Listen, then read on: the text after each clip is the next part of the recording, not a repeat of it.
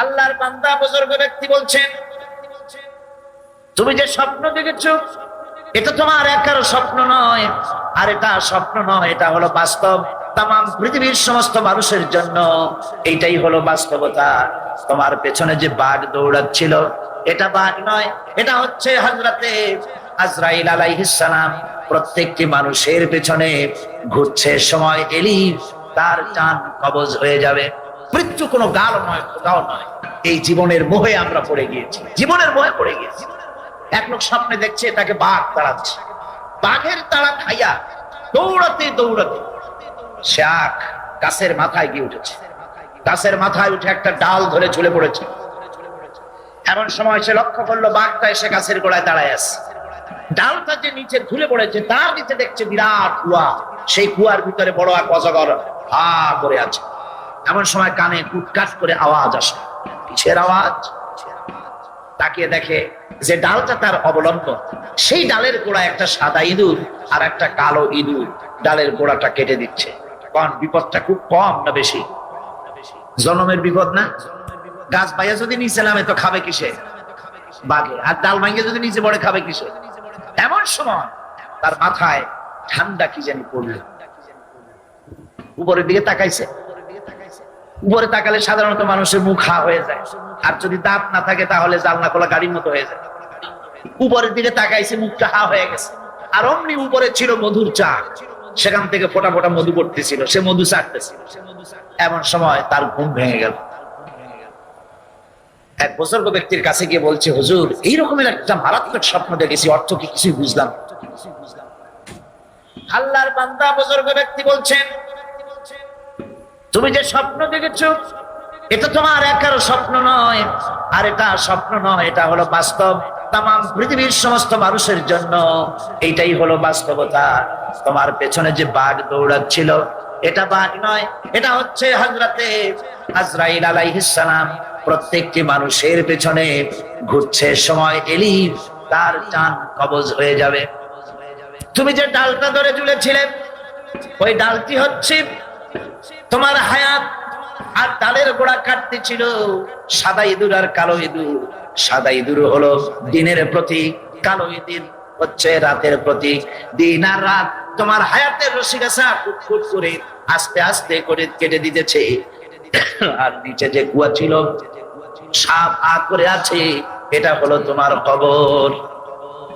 এর মধ্যে তুমি যে মাথার উপরে ঠান্ডা কি পড়লো, উপরে হাত করলে মুখের ভিতরে মধু পড়লো, সেই মধু চাটতে চাটতে কবরের সাপের বিপদের কথা ভুলেছো, বাঘের বিপদের কথা ভুলেছো, ডাল ভেঙে পড়বে সে বিপদ ভুলেছো।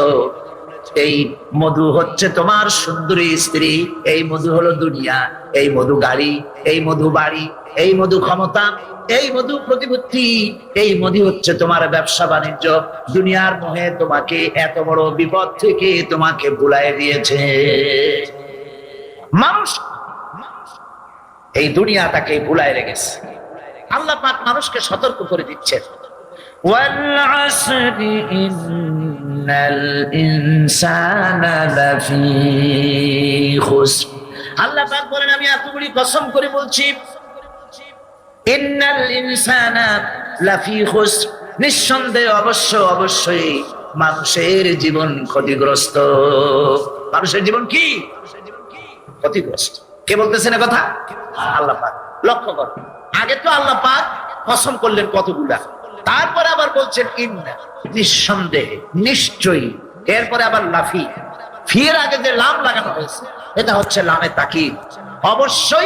অবশ্যই মানুষের জীবন কি জোরে কর ক্ষতিগ্রস্ত। কে বলতেছেন? আমরা আল্লাহ রাব্বুল আলামিন তার কথার গুরুত্ব বুঝতে পারি নাই, সাধারণ মানুষেরা বুঝতে পারে নাই। সেজন্য মানুষের জীবনের সফলতার বিফলতার মাপকাঠি হলো মানুষ মনে করে বাড়ি করেছি, গাড়ি করেছি, ক্ষমতায় গিয়েছি, আমার জীবন সফল হয়ে গেছে। আসল জীবনের সফলতার বিফলতা এর মানদণ্ড হচ্ছে ঈমান। এর মানদণ্ড কি? ঈমান আছে। জীবনের সফলতার বিফলতা কোনটা এটা বলে দিতে পারেন আল্লাহ সুবহানাহু ওয়া তাআলা। তাই আল্লাহ রাব্বুল আলামিন বলছেন, ইন্নাল ইনসানা লাফি খুসর।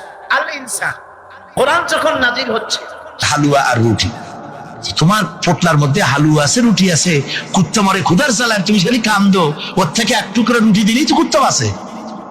কুত্তার মালিক বলছে, মিয়া সাহেব ওই সব ফতোয়া আমারে শুনেন না, এগুলো আমি খুব জানি। রুটি আর হালুয়া দিলেই তো আমার পয়সা খরচ হবে, ওর দরদে যে কাঁদতেছি এজন্য তার পয়সা খরচ হচ্ছে না। আমাদের অবস্থা কিন্তু তাই হয়েছে। ইসলাম বিদায় হয়ে যায়, যাক না, কিন্তু আমি কাঁদবো, পয়সা দিব না। রাসূলের করুণ ঘটনাগুলি শুনে চোখের পানি ফেলবো, কিন্তু এই করুণ ঘটনা কেন ঘটলো সেই ময়দানে আমরা পা ফেলবো না। কুফাবাসীরা হযরত ইমাম হোসাইনের জন্য দারুণ ভাবে কেঁদেছে, ঠিক কিনা? কুফাবাসীরা ইমাম হোসেনকে দাওয়াত দিছিল কারা? কুফাবাসীরা। অনেকগুলি চিঠি তারা লিখছে। কুফাবাসীরা ইমাম হোসাইনকে ভালোবাসতো, দাওয়াত দিয়েছে, তার জন্য কেঁদেছে, কিন্তু কুফাবাসীদের চোখের পানিটা ছিল ইমাম হোসাইনের জন্য, আর অস্ত্র, টাকা পয়সা, শক্তি সবটা ছিল এজিদের জন্য। কথা বুঝতে পেরেছেন? কুফাবাসীদের মতো অবস্থায় আমাদের হয়েছে। কুফাবাসীদের হযরত ইমাম হোসাইনের জন্য তারা শুধু চোখের পানি ফেলেছে, আর টাকা পয়সা অস্ত্রপাতি যা ছিল সব ছিল তাদের এজিদের জন্য। আমাদের অবস্থাও তাই, আমরা ইসলামের জন্য শুধু চোখের পানি ফেলি, আর যখন ভোট দেই তখন ইসলাম যারা চায় না তাদেরকেই ভোট দেই, ঠিক কিনা? আমাদের টাকা, আমাদের পয়সা, আমাদের ইলেকশন, আমাদের হরতাল, আমাদের ধর্মঘট সবকিছু হচ্ছে ইসলাম যায় না, যারা চায় না তাদের জন্য। আর ইসলামের যখন কথা বলি, ইসলামের কথা শুনলে শুধু চোখের পানিটাই ছাড়ি, মহব্বত চোখের পানি দিয়া শেষ করে দিই, আর কিছুই করি না। আমি একবার এইখানে এই শহরে অনেক বছর আগে একটা জানাজায় শরীক হয়েছিলাম। কোন মাঠে আমার এখন তার মনে নেই। জানাজার পরে যিনি জানাজা পড়ালেন তিনি বললেন, ওই লাশকে সামনে রেখে বললেন, কেন আসিল? তখন আমি নতুন নতুন সিরামে আসছি, আমি ভাষা ভালো করে বুঝিও না। একজন বললো কেন আসিল, সবাই কইলো গম আসিল। তাই বললাম যে গম আসিল, মরা মানুষের সাথে গম, আমি আঠা গম, সে তাই মনে করেছি যে এটার কি সম্পর্ক।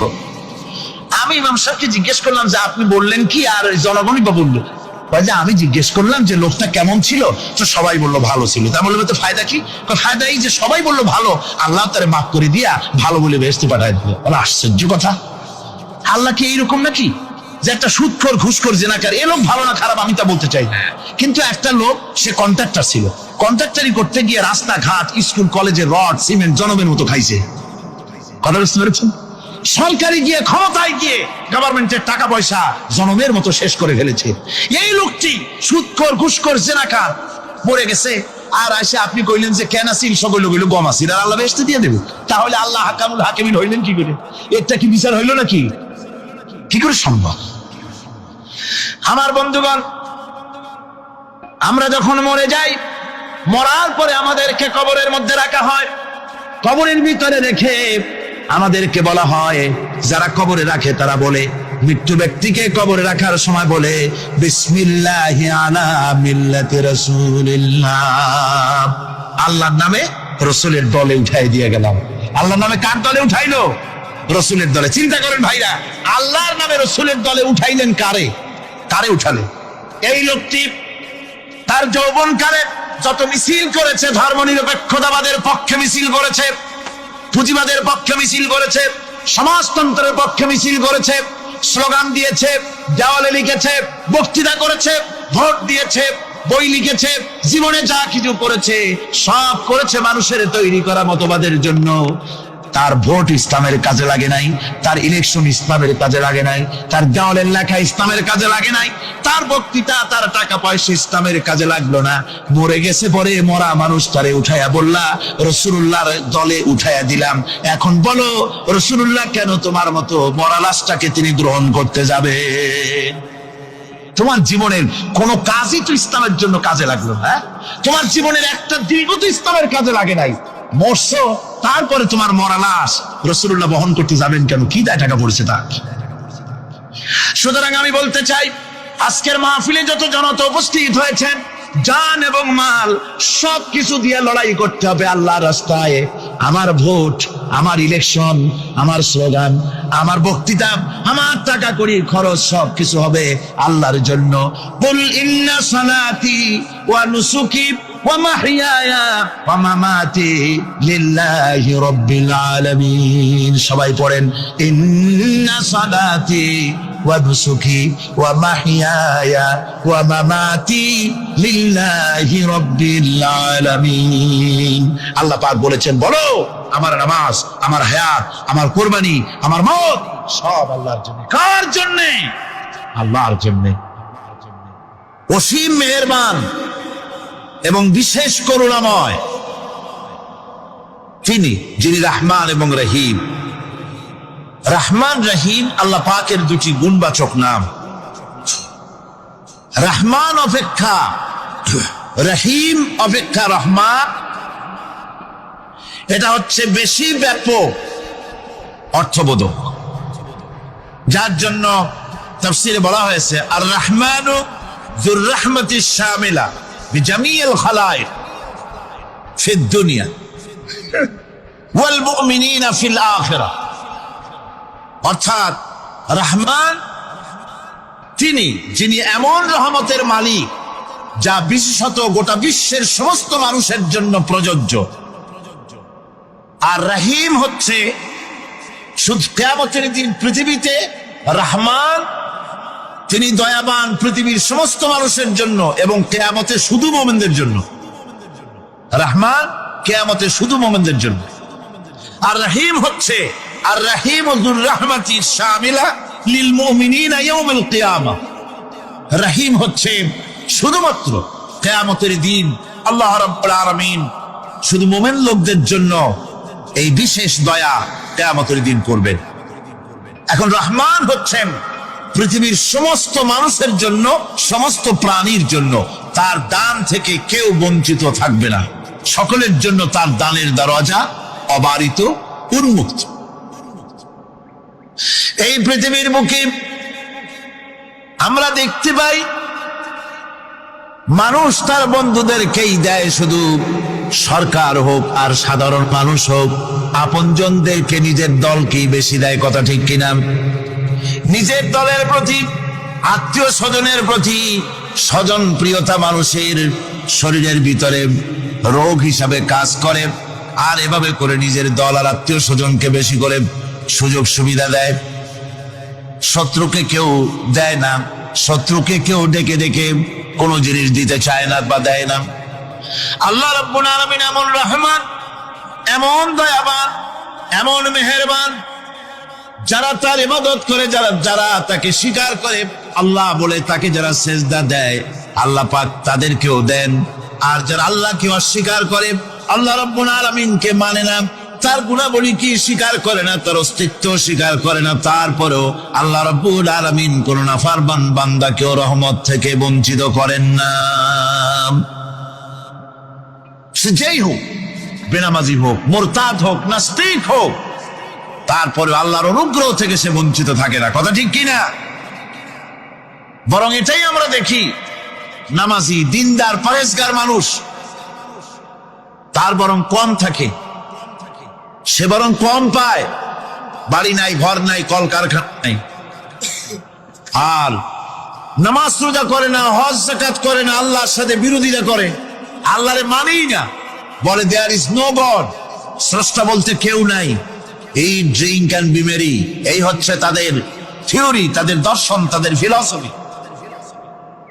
এই জাতীয় লোকগুলি বরং দেখা যায় তারা ক্ষমতা পায়, বাড়ি হয়, গাড়ি হয়, কল হয়, কারখানা হয়, সম্মান পায়। এটা কেন? এর কারণ হচ্ছে আল্লাহ রাব্বুল আলামিন এই পৃথিবীর কোনো মূল্য দেন না। এই পৃথিবীর মূল্য যদি আল্লাহ পাকের কাছে একটা মশার দানার তুল্য যদি হতো, আল্লাহ পাক বিদ্রোহীদেরকে, কাফেরদেরকে এক ঢোক পানি আল্লাহ পাক গিলতে দিতেন না। এবার চিন্তা করেন, আল্লাহর ব্যাপারে যে দৃষ্টান্তটা দেওয়া হয়েছে, দৃষ্টান্তটা কত গুরুত্বপূর্ণ। মশার দানার তুল্য, মশার দানার তুল্য এই পৃথিবীর দাম নাই আল্লাহর কাছে। আপনাকে যদি কেউ 10 লক্ষ মশার দানা বহু কষ্ট করে জোগাড় করিয়া যদি কেউ দেয়, তাহলে আপনি কয় টাকা দিয়ে কিনবেন? 4 পয়সা দিয়েও একজনে বলছে 4 পয়সা দিবে না। তাহলে বোঝেন এর কোনো মূল্য নাই। একটা মশার ডানার তুল্য মূল্য আল্লাহ পাক এই পৃথিবীর দেন না, যার কারণে অবারিত উন্মুক্ত হস্তে আল্লাহ পাক সমস্ত মানুষের জন্য, প্রাণী জগতের জন্য তিনি করুণা করেছেন সকলকে। এই করুণাময় রহমান আল্লাহ পাক তিনি গুনাহগারদেরকে, যারা আল্লাহ পাকের ফরমাবরদারি করতেছে, তাদেরকে সকলকে আল্লাহ পাক সমানভাবে তার জিনিসগুলিকে তিনি দিয়ে দিচ্ছেন। এটা হচ্ছে রহমান। আর রহিম হচ্ছে, হাদিস শরীফে বলা হয়েছে, আর রহমানু রহমানুদ দুনিয়া ওয়াল আখিরাহ, আর রহিম ও রহিমুল আখিরাহ। মোমেন রহমান তো শুধু আল্লাহ পাক দুনিয়া এবং আখিরাতের জন্য, আর রহিম শুধুমাত্র আখিরাতের জন্য। আবার কোন কোন আয়াতে বলা হয়েছে যে আল্লাহ পাক দুনিয়ার মানুষের জন্য রহিম। একটি আয়াতে ভাবে বলা হয়েছে, হুয়াল্লাযী ইউসাল্লি আলাইকুম ওয়া মালাইকাতুহু লিয়ুখরিজাকুম মিনাজ যুলুমাতি ইলান নূর ওয়া কানা বিল মুমিনিনা রহিমা। সে আল্লাহই তোমাদের প্রতি রহম করেছেন, রহমত নাজিল করেছেন, এবং তার ফেরেশতাগণ এই উদ্দেশ্যে যে তোমাদেরকে তিনি অন্ধকার থেকে আলোর দিকে বের করে নিয়ে আসবেন। আর তিনি হচ্ছেন মুমিনদের জন্য রহিম, অত্যন্ত দয়াবান। আরবি ভাষায় আর রহমান অন্তর জগতের এমন একটি নম্র উচ্ছ্বাসিত অবস্থার প্রতি ইঙ্গিত করে, যার ফলে তার স্বতঃস্ফূর্তভাবে নিজের থেকেই মহানুভবতা এবং প্রীতি ও মহব্বতের ইচ্ছার বহির্প্রকাশ ঘটে। তাই রহমতের মধ্যে আছে স্নেহ, আছে প্রীতি, আছে অনুগ্রহ। আল্লাহ পাকের রহমতটা কি জিনিস? সেটা হচ্ছে রহমতি ওয়াসিআত কুল্লা শাই। আমার রহমত দিয়ে সমস্ত জিনিসকে ঢেকে রাখা হয়েছে। প্রত্যেকটি জিনিসের ভিতরে আল্লাহ পাকের রহমত রয়েছে। রহমত ছাড়া এই পৃথিবীতে মানুষের চলার কোনো পথ নাই। সমস্ত ব্যাপারেই আল্লাহ পাকের রহমত আর রহমত। তাবৎ সৃষ্টির দিকে যদি আমরা তাকাই, আল্লাহ পাকের সৃষ্টি জগতের দিকে তাকাই, সেখানে আল্লাহর এই করুণা ছাড়া আর কিছুই দেখা যাবে না।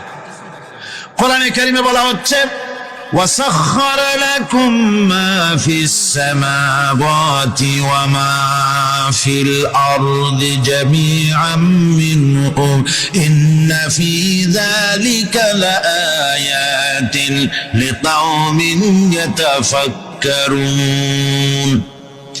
আকাশ ও পৃথিবীতে যা কিছু আছে তা সব কিছুই আল্লাহ রাব্বুল আলামিন মানুষের তো করে দিয়েছেন। যেভাবে পারো সেভাবে তাকে কাজে লাগাও। সমস্ত জিনিসকে আল্লাহ পাক মানুষের অনুগ্রহ করে দিয়েছে, তার খেদমতের জন্য, তার কাজের জন্য তৈরি করেছেন, মানুষের কাজের জন্য।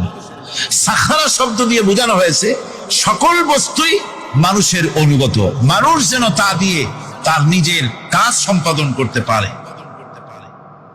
অন্য আয়াতে বলা হয়েছে, আল্লাহুল্লাযী খালাকাস সামাওয়াতি ওয়াল আরদা ওয়া আনজালা মিনাস সামাই মাআন ফাখরাজা বিহি মিনাস সামারাতি রিজকান লাকুম ওয়া সাখখারা লাকুমুল ফুলকা লিতাজরি ফিল বাহরি বিআমরিহি ওয়া সাখখারা লাকুমুল আনহার। আল্লাহ রাব্বুল আলামিন তিনি আকাশ সৃষ্টি করেছেন, জমিনকে সৃষ্টি করেছেন, এবং আকাশ থেকে পানি বর্ষণ করেছেন, তা দিয়ে ফসল উৎপাদন করেছেন। এই ফসলের পিছনে আল্লাহ পাকের কি বিরাট রহমত কাজ করতেছেন আপনি লক্ষ্য করেন। কাদার ভিতরে, কর্দমাক্ত জমিনের ভেতরে আপনি বীজ বপন করেছেন। কর্দমাক্ত জমিনের ভেতরে বীজ বপন করে বাড়ি গিয়ে আপনি ঘুমিয়ে আছেন। আল্লাহ পাকের রহমত, তার কুদরত, ওই বীজ থেকে পাতা উদ্গত করে দিয়েছেন, শিকড় মাটির ভেতরে চলে গিয়েছে, পাতাগুলি নরম, সবে পাতাগুলি গজিয়েছে, সূর্যের তাপে পাতা মুষড়ে পড়ে গিয়েছে বিকেল বেলায়, সারাদিন সূর্যের প্রখর তাপ লেগেছে। মানুষকে খাওয়াবার জন্য আল্লাহ রাব্বুল আলামিনের কি বিরাট রহমত কাজ করতেছে লক্ষ্য করুন। রাতের বেলায় আল্লাহ পাক শিশির বিন্দু নাজিল করে দেন, কণা কণা শিশির বিন্দু ওই মুষড়ে যাওয়া পাতার উপরে পড়ে গিয়ে সারা রাত এভাবে সুন্দর ঠান্ডা বাতাস আর শিশির বিন্দু যত্ন করে করে মুষড়ে যাওয়া পাতাটিকে সকালবেলা পর্যন্ত তরতাজা সজীব আর প্রাণবন্ত করে দেন। এরপরে গাছ বড় হলো, তার ভিতরে রব্বুল আলামিন ধান দিলেন, গম দিলেন। এভাবে করে যত্ন করে তার শুরু থেকে শেষ পর্যন্ত প্রত্যেকটি গাছকে খাদ্য ব্যবস্থাকে আল্লাহ রব্বুল আলামিন নিজ যত্নে নিজ কুদরতে আপন রহমতে সবগুলিকে লালন পালন করে মানুষের হাতে তুলে দিলেন। মানুষকে আল্লাহ পাক সর্বশ্রেষ্ঠ মর্যাদা দান করেছেন, যার কারণে আল্লাহ পাক বলেছেন ওয়ালাকাদ কাররামনা বানি আদম, আদম সন্তানকে আমি সম্মান দিয়েছি, মর্যাদা দিয়েছি। আর সেই মর্যাদা দেওয়ার কারণে যত খাদ্য তার সামনে পেশ করেছি, আল্লাহ পাক আপন রহমতে সব খাদ্যগুলিকে প্যাকেট করে বান্দাদের সামনে হাজির করে দিয়েছেন। কোনো খোলা খাবার দেওয়া হয়নি, কারণ মানুষ হচ্ছে আল্লাহ পাকের শ্রেষ্ঠ মেহমান, মর্যাদা সম্পন্ন প্রাণী, মর্যাদা সম্পন্ন মেহমান এই মানুষ। তার সামনে কলা দেওয়া হলো কভার করে, প্যাকেট করে। আনারস বলেন, আম বলেন, কাঁঠাল বলেন, যত রকমের ফল আল্লাহ পাক দান করলেন, বেদানা বলেন, আপেল বলেন, সমস্ত ফলগুলিকে খাবারগুলিকে আল্লাহ পাক প্যাকেট করে করে আপন রহমতে বান্দাদের সামনে হাজির করে দিয়েছেন। তার এত দয়া, তার দয়াই আকাশ থেকে বৃষ্টি হয়, সেই বৃষ্টিতে ফসল ফলে। তার দয়ায়, তার রহমতে তিনি পানি মানুষের আয়ত্তে করে দিয়েছেন। এই পানির উপরে জাহাজ পরিচালনার জন্য আল্লাহ পাক সুযোগ করে দিয়েছেন। জাহাজ পরিচালনা করা হচ্ছে সমুদ্রের ভেতরে মানুষের জন্য। এভাবে করে আল্লাহ পাক সব জিনিসকে তার সুযোগের মধ্যে এনে দিয়েছে। এরপরে আল্লাহ পাক বলছেন ওয়াতাকুম মিন কুল্লি সালতুমুহু ওয়া ইন তাউদ্দু নি'মাতাল্লাহি লা তুহসুহা ইন্নাল ইনসানা লাযালুমুন কাফফার। আল্লাহ পাক বলেন তোমাদের প্রতি আল্লাহ পাকের দয়া, তার রহমত, তার করুণা এত বেশি, তোমাদের সকল চাহিদা তিনি পূরণ করেছেন, কোনো চাহিদা বাকি রাখেন নাই। আমাদের চাওয়ার আগে আমাদের যা কিছু প্রয়োজন আল্লাহ রাব্বুল আলামিন সব সাপ্লাই করেছেন। যেরকম সুবহানাল্লাহ। ওই আল্লাহ পাক বলেন ওয়া ইন তাউদ্দু নি'মাতাল্লাহি লা তুহসুহা। বান্দারে আমার নিয়ামত যদি গণনা করো, গুনতে গুনে গুনে গুনে আমার নিয়ামতকে গুনে শেষ করতে পারবা না। এত অসংখ্য নিয়ামত ছড়িয়ে ছিটিয়ে রেখেছি বিশ্ব জুড়ে, সর্বত্র সব জায়গায় আমার করুণার ছোঁয়া তোমার চোখের সামনে পড়বে। الذي جعل لكم الأرض مهدا وجعل لكم فيها سبلا لعلكم تهتدون। আল্লাহ পাক যিনি জমিনকে, এই পৃথিবীকে তোমাদের জন্য বিছানার মতো বিছায় দিয়েছেন, আর বিচরণের জন্য সমতল পথ তৈরি করে দিয়েছেন। এই পৃথিবীটা তোমার জন্য কি সুন্দর করে আল্লাহ পাক একটা গালিচার মতো করে বিছায় দিয়েছেন, সবুজ ঘাস তাতে রয়েছে। এই পৃথিবীর মাটি আল্লাহ পাক মানুষের জন্য কি সুন্দর ঘাটিতে পরিণত করে দিয়েছেন। এই মাটি আল্লাহর রহমতটা দেখুন, একদিকে মাটি নরম, আবার এমন নরম নয় যে 10 তলা 20 তলা 50 তলা বিল্ডিং করলে পরে এর ভারের চোটে ভিতরে ঢুকে যাবে, এরকম নরম নয়। যেখানে যতটুকু প্রয়োজন ফসল ফলাবার জন্য বৃষ্টি দিয়ে পানি মাটি নরম করে ফসল ফলাবার ব্যবস্থা করা হয়। আবার বিল্ডিং তৈরি করার জন্য মাটি যেমন শক্ত হওয়া দরকার তেমন শক্ত আল্লাহ পাক করে দিয়েছেন। এখন তো 130, 35, 40 তলা পর্যন্ত, তারও বেশি তলা বিল্ডিং তৈরি হচ্ছে। আমি 135 পর্যন্ত উঠেছি আমেরিকায়, 135 তলা বিল্ডিং। এটা উঠতে 39 সেকেন্ড লাগে মাত্র। এখন এদের লিফটটা কি পাওয়ারফুল চিন্তা করেন, সা করে একটা শব্দ হয় আর আপনি দেখছেন যে 135 তলার ছাদের উপর উঠে গেছে। নিচের দিকে তাকাইলে মানুষগুলো ছাগলের ছাওয়ার মতো এত দূর দেখা যায়, গাড়িগুলো পিঁপড়ার মতো দেখা যায়। এগুলি নতুন নতুন প্রযুক্তির মাধ্যমে তৈরি করা হচ্ছে। এখন এই বিশাল বিল্ডিং, এত ওজন, এই ওজন ধারণ করার জন্য মাটিকে আল্লাহ পাক ভারসাম্য, শক্তির ভারসাম্য দান করেছেন। এটাকে আল্লাহ পাক নরমও করেছেন আবার শক্তও করেছেন। এই মাটি, এই পৃথিবী আমাদের জন্য বিশাল এক নিয়ামত আল্লাহ পাক করে দিয়েছেন ফসল ফলাবার জন্য, চলাফেরার জন্য। আবার এই মাটি যেন আপনাকে নিয়ে নড়াচড়া করতে না পারে। মাঝে মাঝে ভূমিকম্প হয় না? পৃথিবীতে ভূমিকম্প জোন যেগুলি আছে সেগুলি হচ্ছে Japan, China, turkey, Iran, America, এরকম বিভিন্ন দেশে ভূমিকম্পের জোন, এগুলি ভূমিকম্প এলাকা। আমাদের এসব দেশে ভূমিকম্প কম হয়, তবে ইদানিং একটু একটু শুরু হয়েছে। আল্লাহ যেন এই ভূমিকম্পের গজব থেকে আমাদেরকে বাঁচান। এত আস্তে আমিন বললেন কেন? আল্লাহ পাক কি প্রচন্ড ক্ষমতার মালিক। তিনি রহমত করে এ জমিনকে সুন্দর স্থিতি স্থাপক, একটা স্থিতিশীলতা করে দিয়েছেন। এই পৃথিবী যেন আমাদের নিয়ে নড়াচড়া করতে না পারে সেজন্য আল্লাহ পাক পাহাড় সৃষ্টি করেছেন। চট্টগ্রামে পাহাড় আছে না? রাঙামাটি, খাগড়াছড়ি, বান্দরবান পাহাড় আছে না? আছে। লোকেরা এই পাহাড়ের উপকারিতা বোঝে না, সমানে পাহাড় কাটে। যারা পাহাড় কাটেন তারা আত্মঘাতী কাজ করেন, তারা পৃথিবীর মানুষের ক্ষতি করেন। পাহাড় আল্লাহ পাক তৈরি করেছেন। আল্লাহ কোন জিনিস খেলতামশার জন্য তৈরি করেন নাই। গতকাল এই আয়াতটি আমি পড়েছিলাম,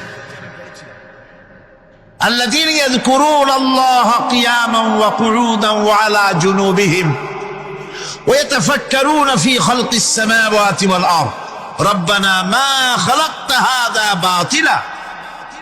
নিরর্থক করে আল্লাহ পাক কোন জিনিসকে তৈরি করেন নাই।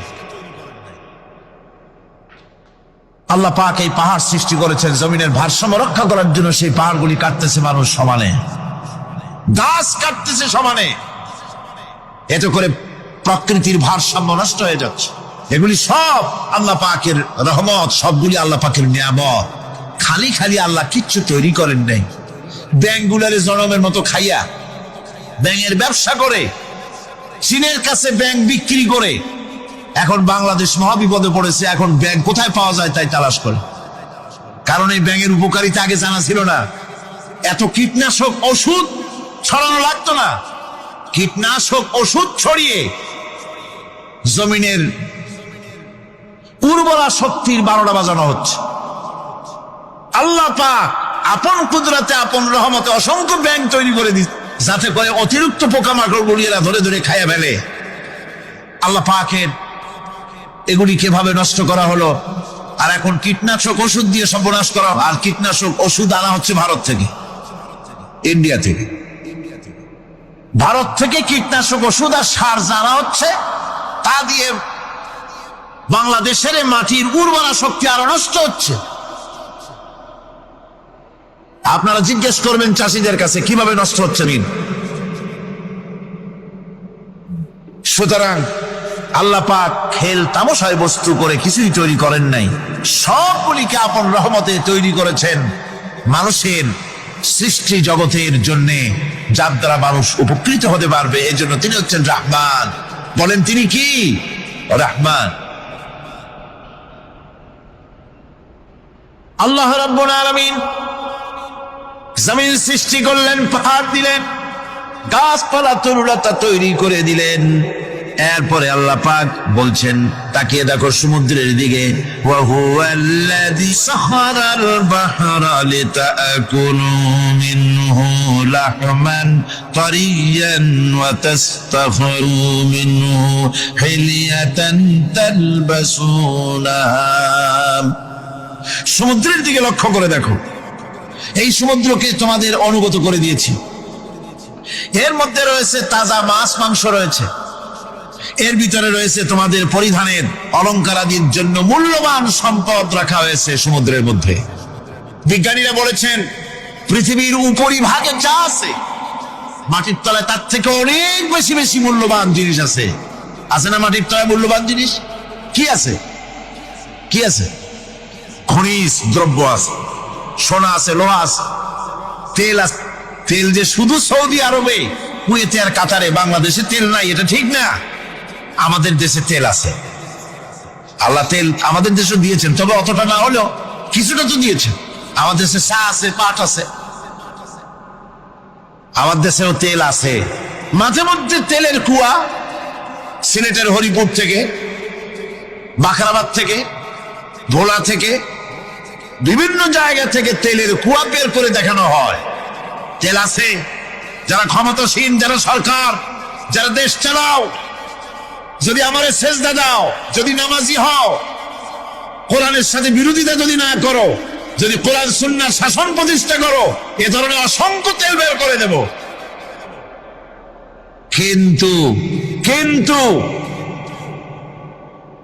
বারবার উমরা করে, হাতে তসবিহ ধারণ করে, মাথায় পট্টি বেঁধে যদি ইসলামের সাথে নাফরমানি করা হয়, তোমাদের তেল আল্লাহ পাক বের করে ছাড়বেন। আল্লাহ পাক বাহানা পছন্দ করেন না। এই জমিনে ফসল আছে, অসংখ্য ফসল আল্লাহ পাক দিয়েছেন, অসংখ্য খনিজ পদার্থ আল্লাহ পাক দান করেছেন। সেই খনিজ পদার্থগুলি আল্লাহ পাক, খনিজ দ্রব্যগুলি আল্লাহ পাক দিবেন মোমেনদের হাতে। কাদের হাতে দিবেন? আল্লাহ পাক বলেছেন, ওয়ালাউ আন্না আহলাল কুরা আমানু ওয়াত্তাকাউ লাফাতাহনা আলাইহিম বারাকাতিম মিনাস সামাই ওয়াল আরদ। দেশের লোকেরা, জনপদের লোকেরা যদি আমার উপর ঈমান আনে আর আমার কি ভয় করার নীতি যদি অবলম্বন করে চলে, তাহলে ওই দেশের মানুষের জন্য আকাশ আর জমিনের সব বরকতের দরজা আমি আল্লাহ খুলে দেব। নিয়ামতের অভাব নাই, যথেষ্ট নিয়ামত আল্লাহ পাকের আছে।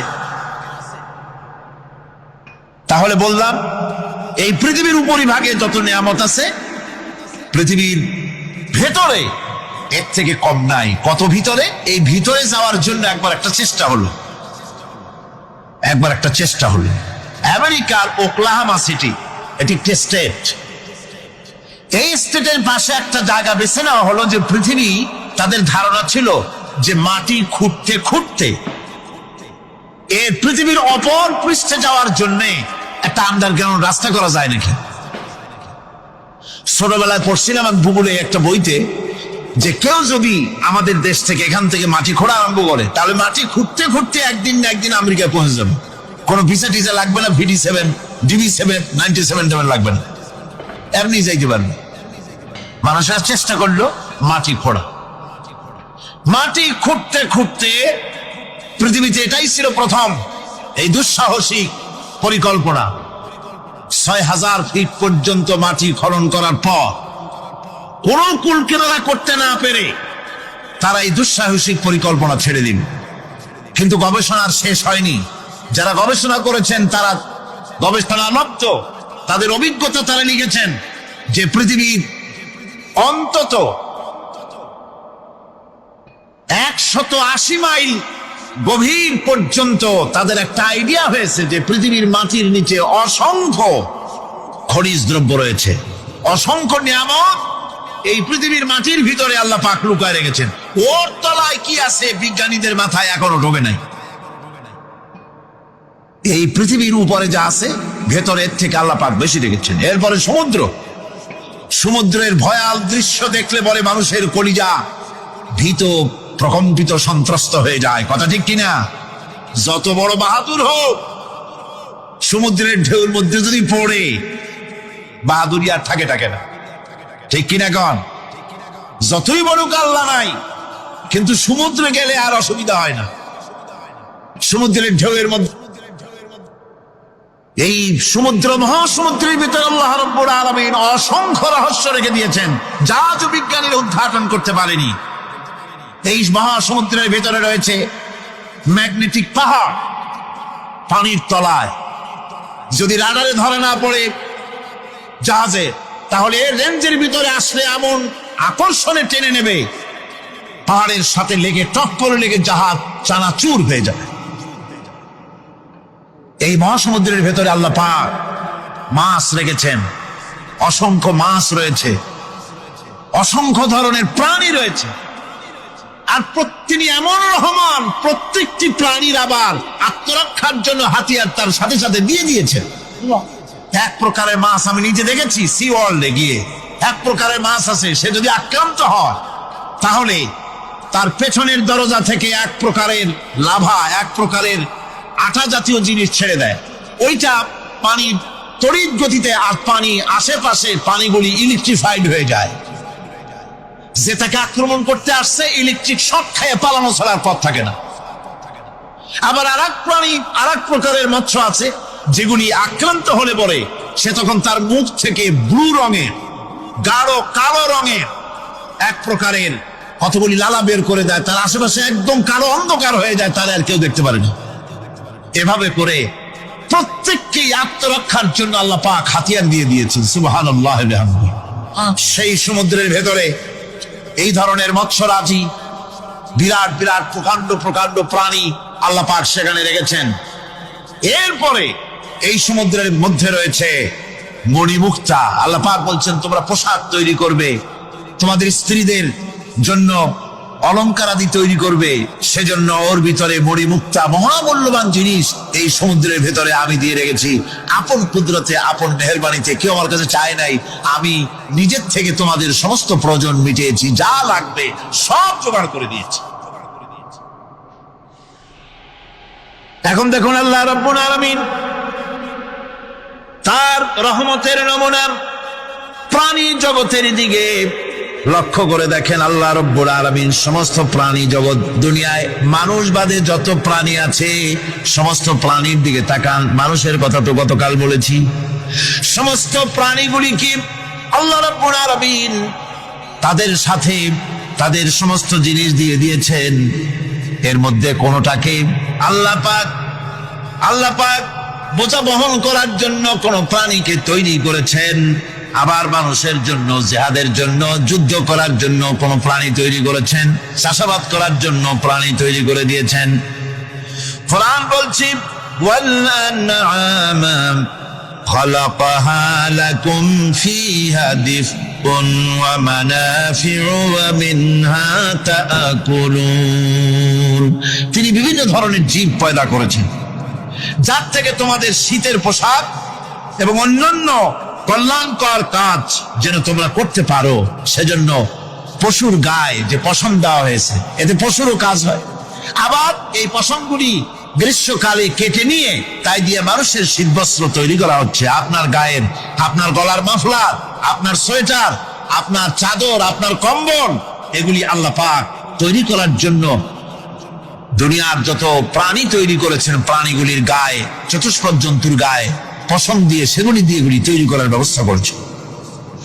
আবার আল্লাহ রাব্বুল আলামিন বলেন ওয়ালাকুম ফিহা জামালুন হিনা তুরিহুনা ওয়া হিনা তাসরাহুন। যখন সেগুলি মাঠে সকাল বেলায় চড়তে নামে, আবার বিকেল বেলায় যখন পালবদ্ধ হয়ে বিকেল বেলায় যখন ঘরে ফেরে, তখন দেখার এক সৌন্দর্য এমন হয় যা সত্যি উপভোগ্য। লক্ষ্য করে দেখবেন, এগুলি শহরে কম দেখা যায়, গ্রাম্য অঞ্চলে মাঝে মধ্যে যাবেন, গ্রামের লোকই আপনারা অধিকাংশ এখানে আছেন, আপনারা দেখবেন সকাল বেলায় যখন পালে পালে গরু ছাগল মহিষ ইত্যাদি যেতে থাকে, সকাল বেলায় সূর্য যখন উঠে সেই সময় যখন এগুলি যেতে থাকে তখন তার দেখার একটা দৃশ্য দারুণ লাগে।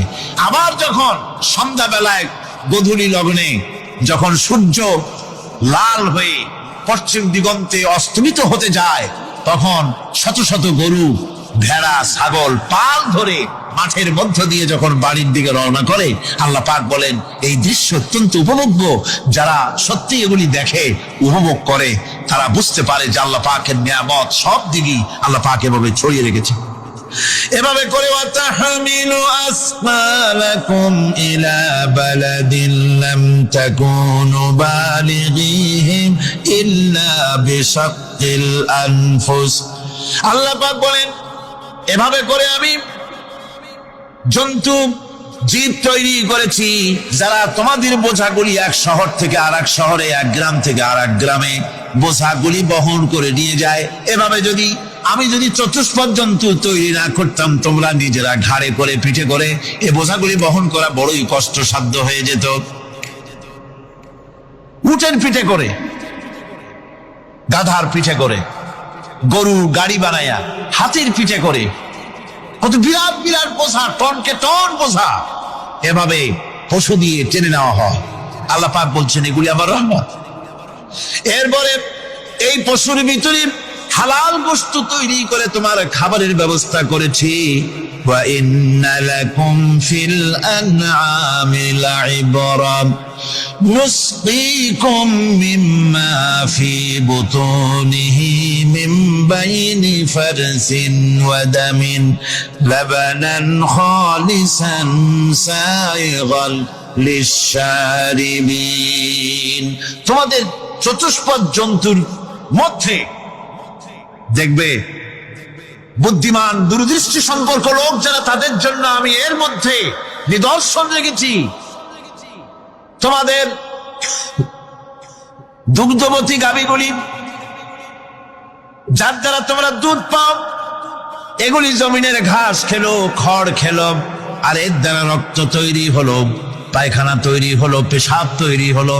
পাশাপাশি রাস্তা দিয়ে পরিষ্কার সুস্বাদু দুধ আমি আল্লাহ রব্বুল আলামিন তোমাদের জন্য দান করেছি। এত নিয়ামত আল্লাহ পাক দিলেন, আল্লাহ পাকের বিনিময় কিছুই চান নাই। কিছু চাইছেন নাকি? বলেন কিছু চাইছেন? কিছুই চান না। দেখেন এই যে ঠান্ডা মৌসুম চলছে, এখন কি মৌসুম? শীতের মৌসুম। এই পৃথিবীটাকে আমরা আমাদের একটা রুমকে যদি ঠান্ডা করতে চাই তাহলে আমরা কি লাগাই? রুমে এসি লাগাই। প্রত্যেক মাসে বিল দেওয়া লাগে না? লাগে না? বিল দিতে হয়। একটা রুম এসি দিয়ে ঠান্ডা করতে প্রত্যেক মাসে 500, 1000, 2000, 2500 রুম হিসেবে এর ভাড়া দেওয়া লাগে, এর চার্জ দিতে হয়। এত বড় বিশ্বটা আল্লাহ পাক ঠান্ডা করে ফেলেছেন। কত বড় এসি প্লান্ট আল্লাহ পাকের, সুবহানাল্লাহ। কত বড় এসি আল্লাহ ছেড়ে দিয়েছেন। এখন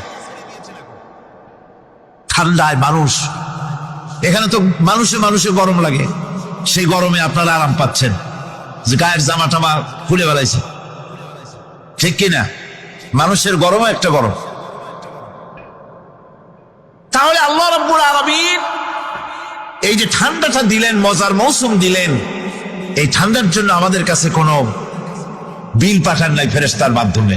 শীতকালকে পরে ফেরেশতারা কি বিল নিয়ে আসছে নাকি যে শীতের মৌসুমে যে ঠান্ডা উপভোগ করেছো এটার জন্য বিল দিতে হবে? এবার দেখেন সূর্যের তাপ, সারা পৃথিবীতে যত উত্তাপ আছে, ভালো করে বোঝেন, সারা পৃথিবীতে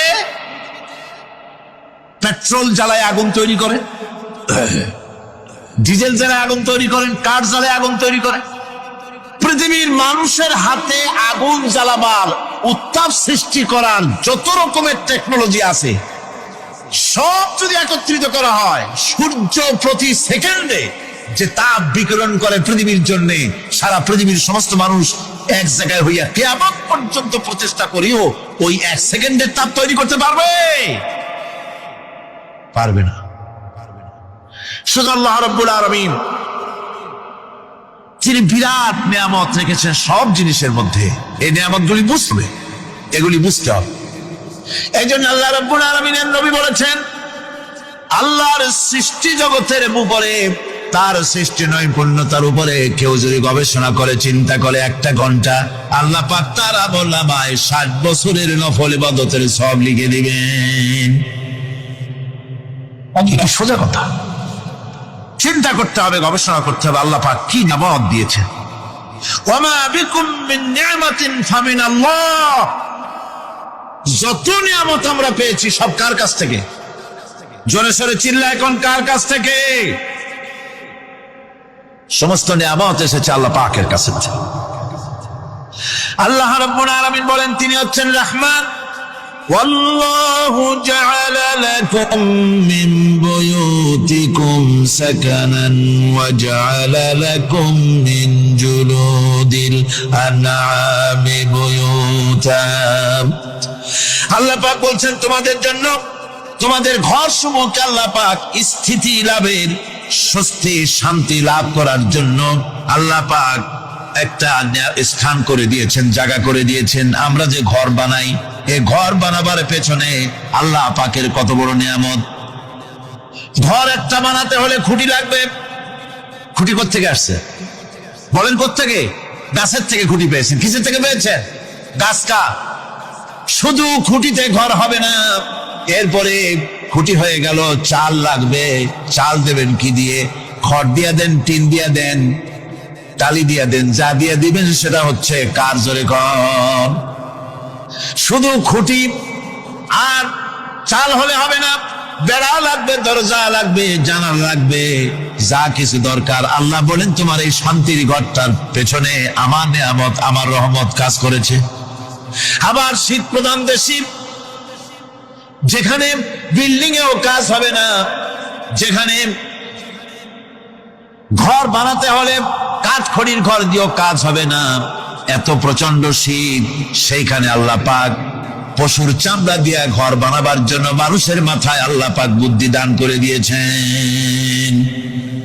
আল্লাহ পাক বলছেন জুলুদিল আনআমি বুয়ুতা, চামড়া দিয়ে ঘর তৈরি করা হয়। এস্কিমোরা করে, দেখে আসবেন, চামড়া দিয়ে ঘর তৈরি করা হয়। আল্লাহ পাক এই পশু দিয়ে মানুষের এত উপকার করছেন। তিনি রহমান। এই রহমত থেকে পৃথিবীর কেউ বঞ্চিত নয়। সমস্ত প্রাণী সমূহকে আল্লাহ পাক এই বিরাট নিয়ামত দান করেছেন। একটি মানুষ যতই সংকীর্ণ হোক,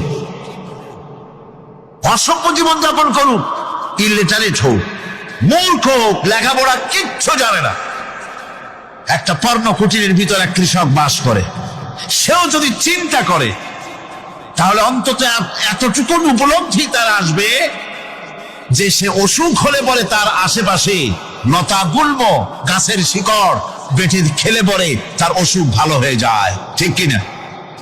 এখন তো অসুখ ভালো হওয়ার জন্য কোনো অসুবিধা নাই, কোনো সমস্যা নয়। পত্রিকার ভিতরে অ্যাডভার্টাইজ আসতেছে, স্ট্যাম্পের উপরে লিখে দেব আখিরি লেখা, বিশ্বব্যাপী চ্যালেঞ্জ। মেয়ে লোকও চ্যালেঞ্জ দিতেছে, পুরুষও দিতেছে, পাগলও দিচ্ছে, ছাগলও দিচ্ছে, সবাই মিলে চ্যালেঞ্জ করছে। পত্রিকাগুলি পয়সার লোভে আবার এগুলি ছাপতেছে। সব রকমের রোগ, অসুখ, সব রকমের ওষুধ তারা দিতে পারবে। তেইশ যদি হয় তো খামাখা আমাদের মেডিকেল কলেজ রাইখে লাভ কি? বিজ্ঞাপন দিয়ে যদি ওষুধ বিক্রি করা হয়, কেমন গভর্নমেন্ট আমি বুঝি না। এই পাগল ছাগলের বিজ্ঞাপনগুলি ছাপা হয় পত্রিকায়, লোকেরা বিভ্রান্ত হয়, লোকেরা বোঝে না। তাদের কাছে গেলেই মুখ দেখেই বলে দেবো এরকম আসতেছে, পাগলের মতো চেহারা, মুখ দেখেই বলে দেবে শেষ দর্শন, আর দর্শন জিন্দিগিতে করা লাগবে না। ছোট্ট ছোট্ট পোলাপানো এরকম এক এক জায়গায় হইতেছে। খুলনা জেলার ডাকপ এলাকায় একবার শোনা গেল সেখানে ছাগলে পানি পড়ে দেয়, যে যাবে তার রোগ ভালো হবে। কি শিক্ষিত কি অশিক্ষিত সমানে গিয়ে লাইন দিতে লাগলো। ছাগলের বাড়ি, ছাগলের কাছে পানি ধরে, এবং ছাগলের কাছে কিছু ধরলেই তো সে শোকে, শুকতে গেলেই মনে করে যে পড়িয়ে দিছে, দম করে দিছে, আর খাইতেছে। এরপরে ছাগলওয়ালার বাড়ি এক ছাগল দিয়া হাতির মালিক হয়ে গেছে সে, বাড়ি বিল্ডিং টিল্ডিং করে সর্বনাশ। কি আজীব তামাশা, কি আশ্চর্য দেশ। এমন কোন রোগ নাই যে এই সমস্ত পাগল ছাগলের চিকিৎসা ভালো না হবে। এগুলি অ্যাডভার্টাইজ দিয়ে চলছে। আল্লাহ পাক মানুষকে ওষুধ দিয়েছেন, অসুখের আবার ওষুধও দিয়েছেন। কারণ আলহামদুলিল্লাহ লিকুল্লি দাইন দাওয়া, প্রত্যেকটি রোগের ওষুধ আল্লাহ তৈরি করেছেন। সুবহানাল্লাহ বিহামদিহি। কালো জিরা সম্পর্কে রাসূল করিম সাল্লাল্লাহু আলাইহি ওয়াসাল্লাম বলেছেন, হাদিহি হাব্বাতুস সাওদা, এটা হচ্ছে কালো দানা। দাওয়াউন লিকুল্লি দাইন ইল্লা সাম, মৃত্যু ছাড়া সকল রোগের ওষুধ কালো জিরার মধ্যে আছে। আবার মধু সম্পর্কে আল্লাহ পাক বলেছেন, এটি হচ্ছে গোটা পৃথিবীর সমস্ত মানুষের জন্য রোগের প্রতিষেধক। একজন নিরক্ষর মানুষও, যিনি লেখাপড়া কিছুই জানে না, সে লোকটাও টের পায় অসুখ বিসুখ হলে সে আশেপাশে লতা গুল্ম বেটে তার থেকে তার রোগ নিরাময় করতে পারে। রৌদ্রের দাবানল থেকে বাঁচার জন্য সে গাছের আশ্রয় নিতে পারে। তরুণ গাছ থেকে ফার্নিচার তৈরি করতে পারে। আবার এই গাছ থেকে সুস্বাদু ফল পেতে পারে। আর এই গাছ যখন বুড়ো হয়ে যায় তখন তার দিয়ে সে ফার্নিচার তৈরি করতে পারে। অসংখ্য নিয়ামত তার চতুর্পাশে ছড়ানো থাকে। একটা নিরক্ষর মূর্খ ব্যক্তিও যদি চিন্তা করে তাহলে আল্লাহর রহমত সম্পর্কে জানতে তার মোটেই কষ্ট হওয়ার কথা নয়। মূল কথা হলো চিন্তা করা, গবেষণা করা। আল্লাহ পাক এই জন্য বারবার বলেছেন, লা আয়াতিন লিকাউমিন ইয়াতাফাক্কারুন, লা আয়াতিন লিউলিল আলবাব, যারা নাকি চিন্তাশীল গবেষক, মাথায় গিনুটুলু যাদের আছে, ওরা এগুলি খুব ভালো করে বুঝবে। আল্লাহ রাব্বুল আলামিন এই পৃথিবীকে তার রহমত দিয়ে ছেড়ে রেখেছেন, অসংখ্য রহমত দিয়ে রেখেছেন। আর তার রহমত সৌন্দর্য বিবর্জিত নয়, তার রহমত দিয়েই সব সুন্দর হয়ে সাজিয়ে গুছিয়ে আল্লাহ পাক তৈরি করেছেন। আকাশটাকে সাজিয়েছেন। কোরআনে কারীমের মধ্যে রব্বুল আলামিন বলেন, ওয়ালাকাদ যায়্যানাস সামাআদ দুনিয়া বিমাসাবিহা ওয়া জাআলনাহা রুজুমান লিশ-শায়াতিন। এই দুনিয়ার আকাশ খানিকে তারকা প্রদীপ দিয়া সাজায় রেখেছি মনের মতন। দেখো তুমি তাকাইয়া, এই পৃথিবীটাকে, এর আকাশটাকে সুসজ্জিত করা হয়েছে। আল্লাহ পাক সৌন্দর্যবোধ এত বেশি, যা গতকাল আমি আলোচনায় বলেছি, রব্বুল আলামিন তার আপন রহমত দিয়া, কুদরত দিয়ে এই পৃথিবী সব সাজিয়ে গুছায় দিয়েছেন। আল্লাহ পাক বলছেন, ইন্না ফি খালকিস সামাওয়াতি ওয়াল আরদি ওয়াখতিলাফিল লাইলি ওয়ান নাহার লাআয়াতিন লিউলিল আলবাব। নিঃসন্দেহে এই পৃথিবী যারা জ্ঞানবান, যারা চিন্তাশীল, তারা আকাশ এবং জমিনের সৃষ্টির ব্যাপারে চিন্তা করবে, রাত এবং দিনের পরিবর্তনের ব্যাপারে তারা গবেষণা করবে। রাত দিনের পার্থক্য মানুষের জীবনকে পদ্ধতিগত দিক থেকে দুই ভাগে বিভক্ত করেছে। একটা হচ্ছে দিন আর একটা হচ্ছে রাত। وَجَعَلْنَا اللَّيْلَ لِبَاسًا وَجَعَلْنَا النَّهَارَ مَعَاشًا। আল্লাহ পাক বলেন, আমি দিনকে রুজি রোজগার করার জন্য, কামাই রোজগার করার জন্য দিন তৈরি করেছি, আর আরাম করার জন্য আমি রাতকে তোমাদের জন্য আচ্ছাদন করে দিয়েছি। তোমাদের জন্য রাতকে আরাম করার জন্য করে দিয়েছি। দিনের বেলায় কাজ করবে, রাতের বেলায় আরাম করবে। ঘুম আল্লাহর এক নিয়ামত। ঘুম আল্লাহর কি? আল্লাহর এক বিরাট নিয়ামত। সারাদিন কাজ করার পর মানুষ যখন ঘুমায় যায়, সারাদিনের ক্লান্তি এবং শ্রান্তি সব শরীর থেকে দূর হয়ে যায়। সকাল বেলায় আবার কাজ করার জন্য শরীর প্রাণবন্ত আর সজীব হয়ে যায়। এই ঘুম যার হয় না, সেই বুঝতে পারে কি নিয়ামত সে হারাইছে। আল্লাহ পাক যেন সারা জীবন যতটুকু ঘুমের স্বাস্থ্যের জন্য আমাদের প্রয়োজন, আল্লাহ যেন এই নিয়ামত থেকে আমাদেরকে বঞ্চিত না করেন। আমরা বলি আমিন। ঘুমের জন্য মানুষ ঘুমাইতে না পারলে পাগল হয়ে যায়। কি বিরাট নিয়ামত এই ঘুম আল্লাহ পাক মানুষকে দিয়েছে। আমার বন্ধুগণ,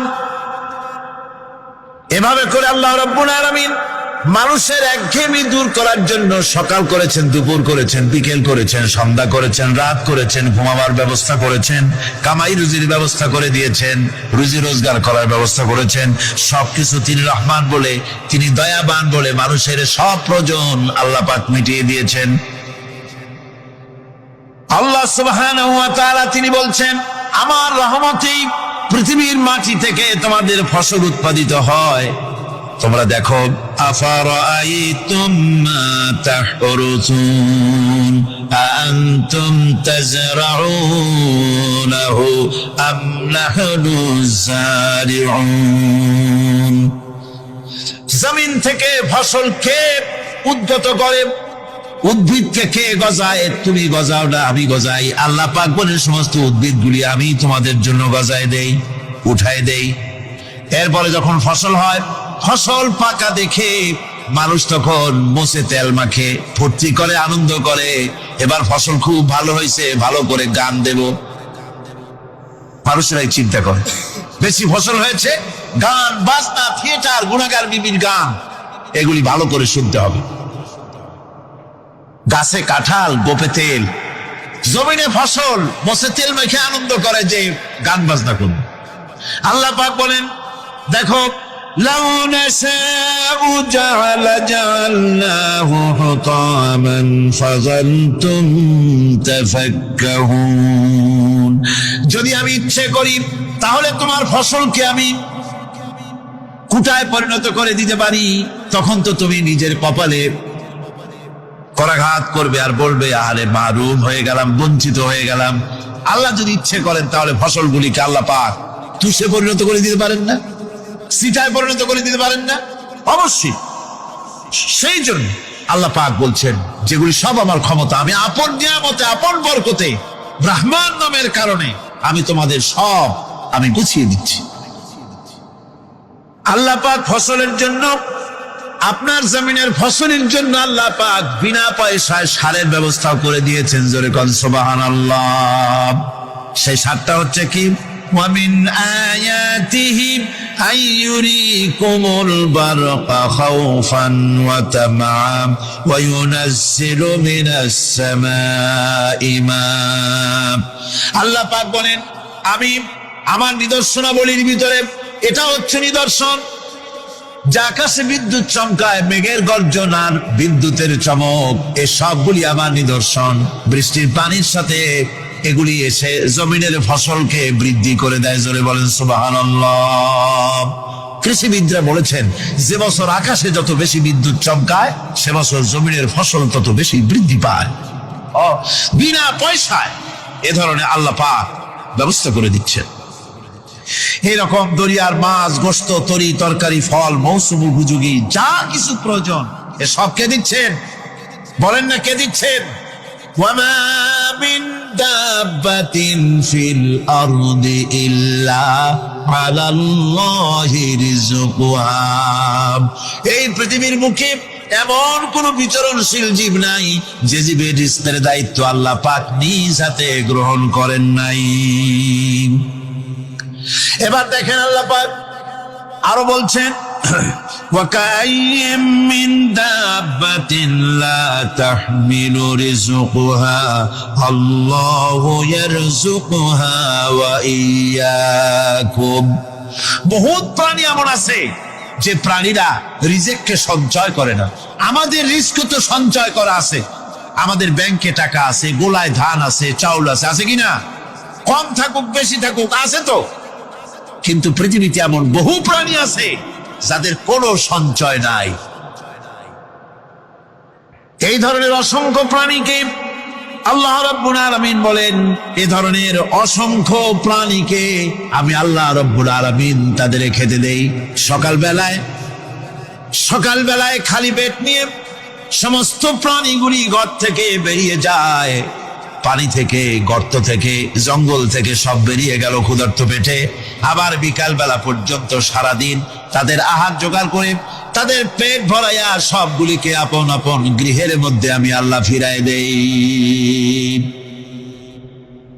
সেই জন্য আল্লাহ পাক বলছেন, يا أيها الناس اذكروا نعمة الله عليكم هل من خالق غير الله يرزقكم من السماء والأرض لا إله إلا هو فأنا تؤفكون হে মানব সকল, স্মরণ করো আল্লাহ পাকের সেই নিয়ামতের কথা, যে নিয়ামত ওই আল্লাহ ছাড়া কে আছে?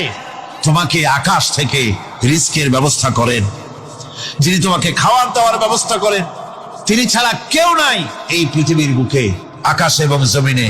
তিনি এক এবং একক।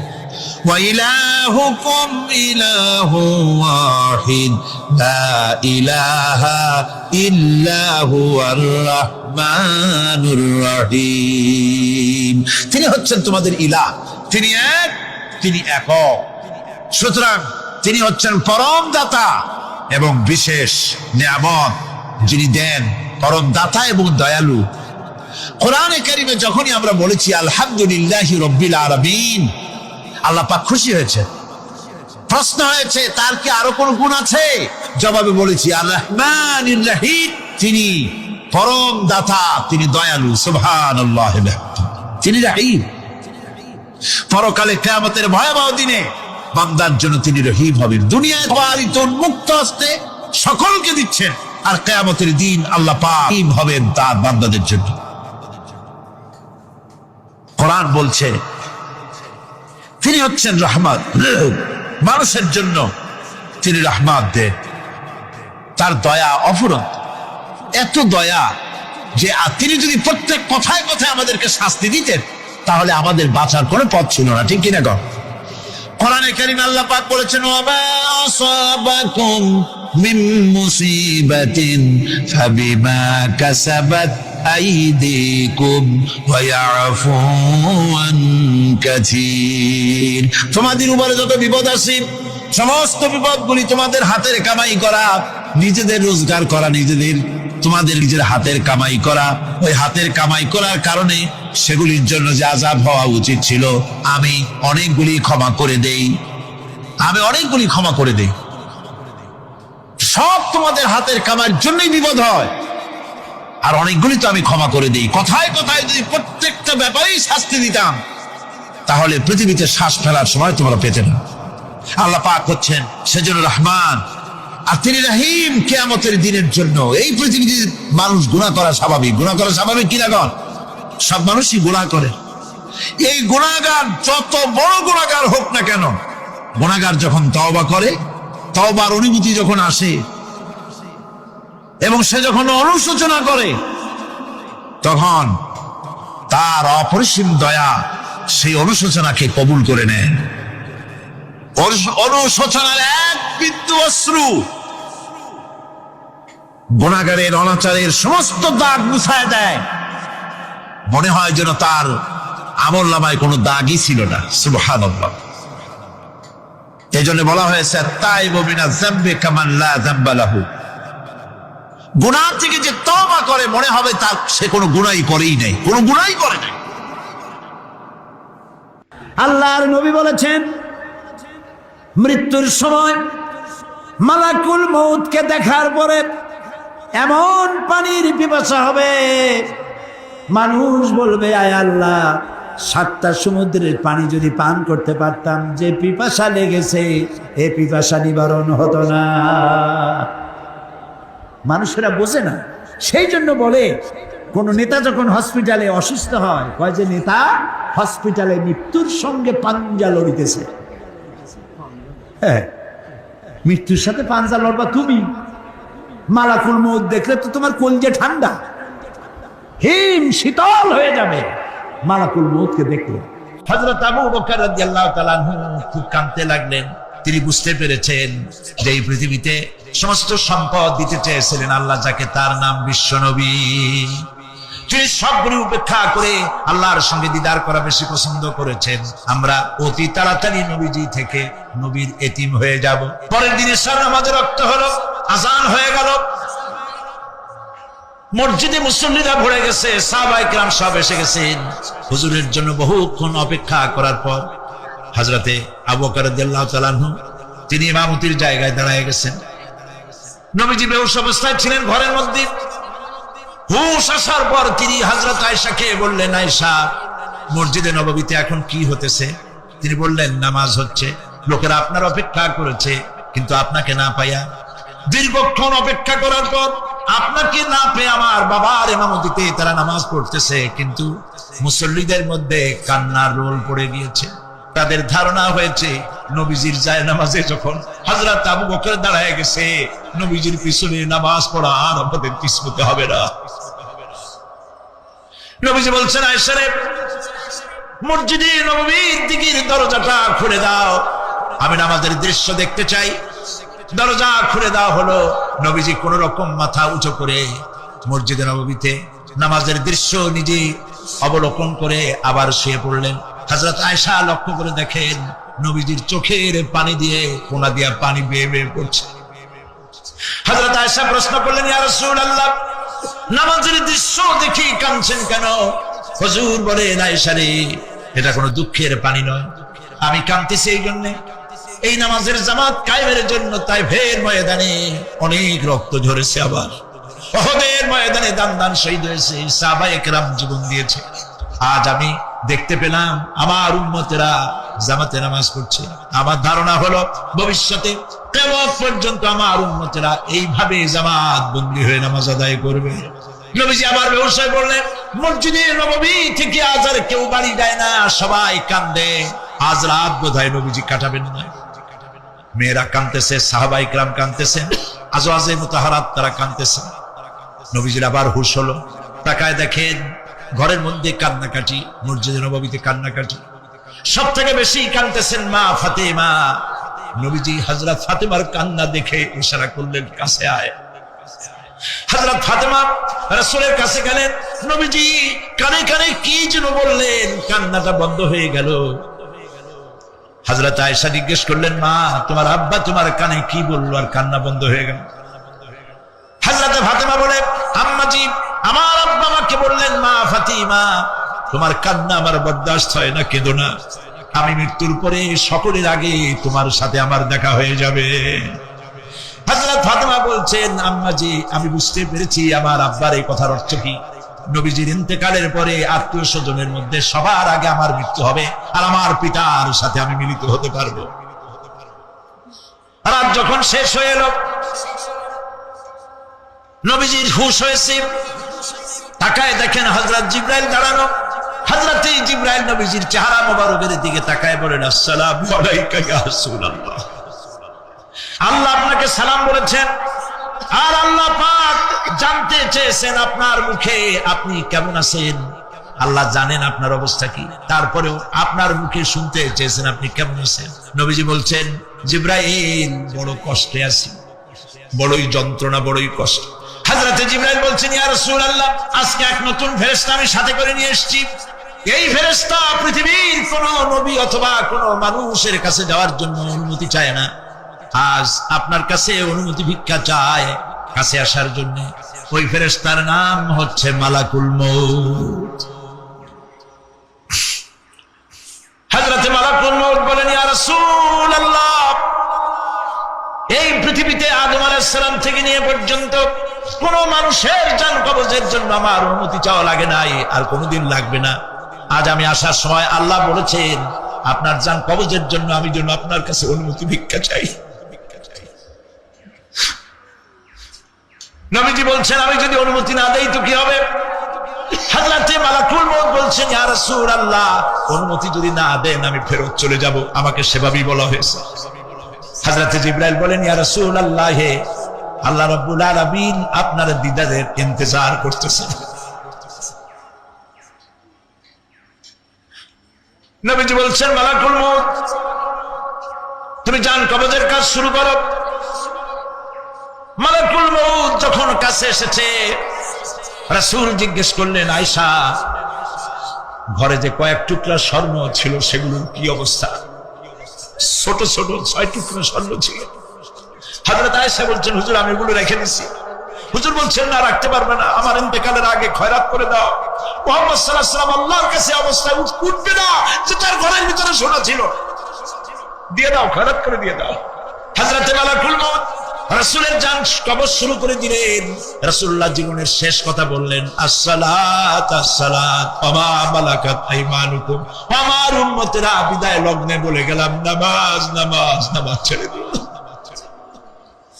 প্রিয় ভাইরা, নবী করিম সাল্লাল্লাহু আলাইহি ওয়াসাল্লাম জীবনের শেষ কথা বলে গেছেন নামাজ।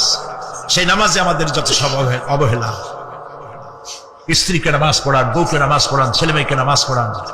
দোকানদার ভাইরা যখন আজান হয়ে যাবে দোকান বন্ধ করবে, আপনি আপনার কর্মচারীরা নামাজ পড়তে যান। যতটুকু প্রিয় ভাই সব,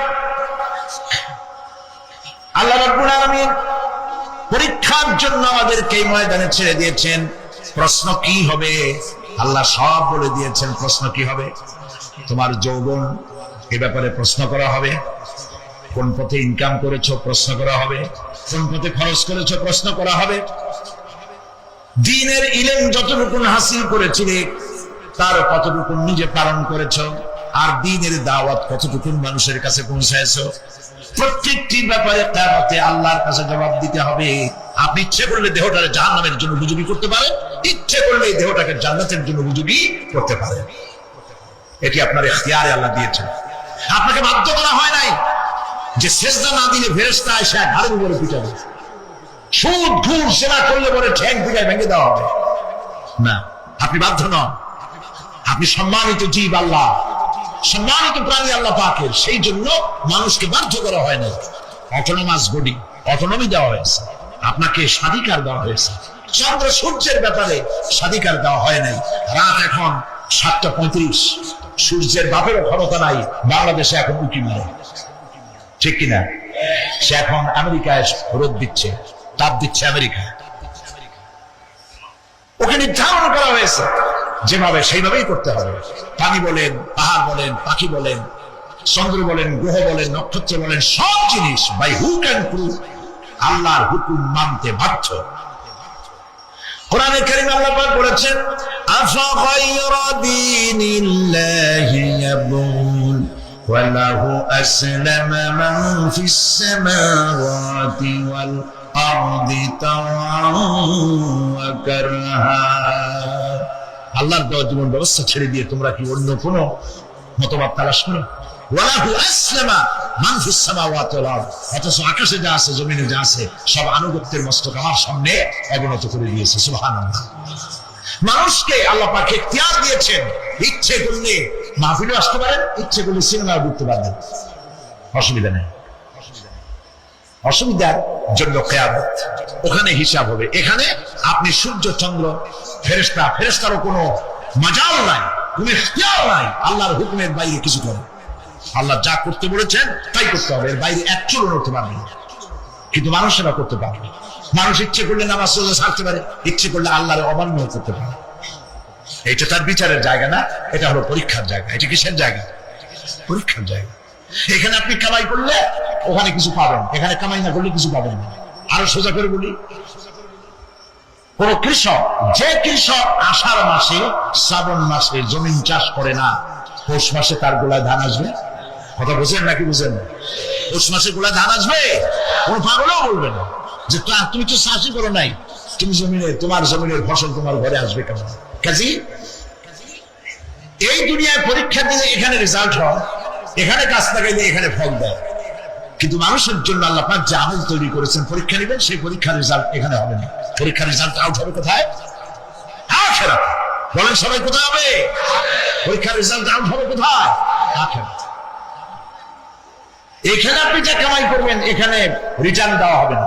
এখানে যা কামাই করবেন সমস্ত কামাই 700 গুণ বর্ধিত আকারে কিয়ামতে আল্লাহ আপনার হাতে ধরাই দিবেন।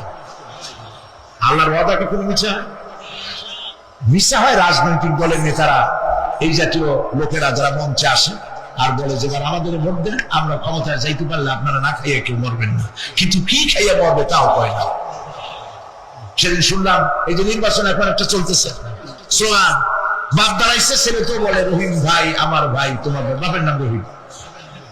তারপরে শুনলাম বলতেছে বেগুন ভাইয়ের চরিত্র, আজকে নাম রাখে তো আদর করে বেগুন পটল, বেগুন ভাইয়ের চরিত্র ফুলের মতো পবিত্র, আমি আরেকজনের পাশে থেকে করি যে নামাজ পড়ে না একত্র,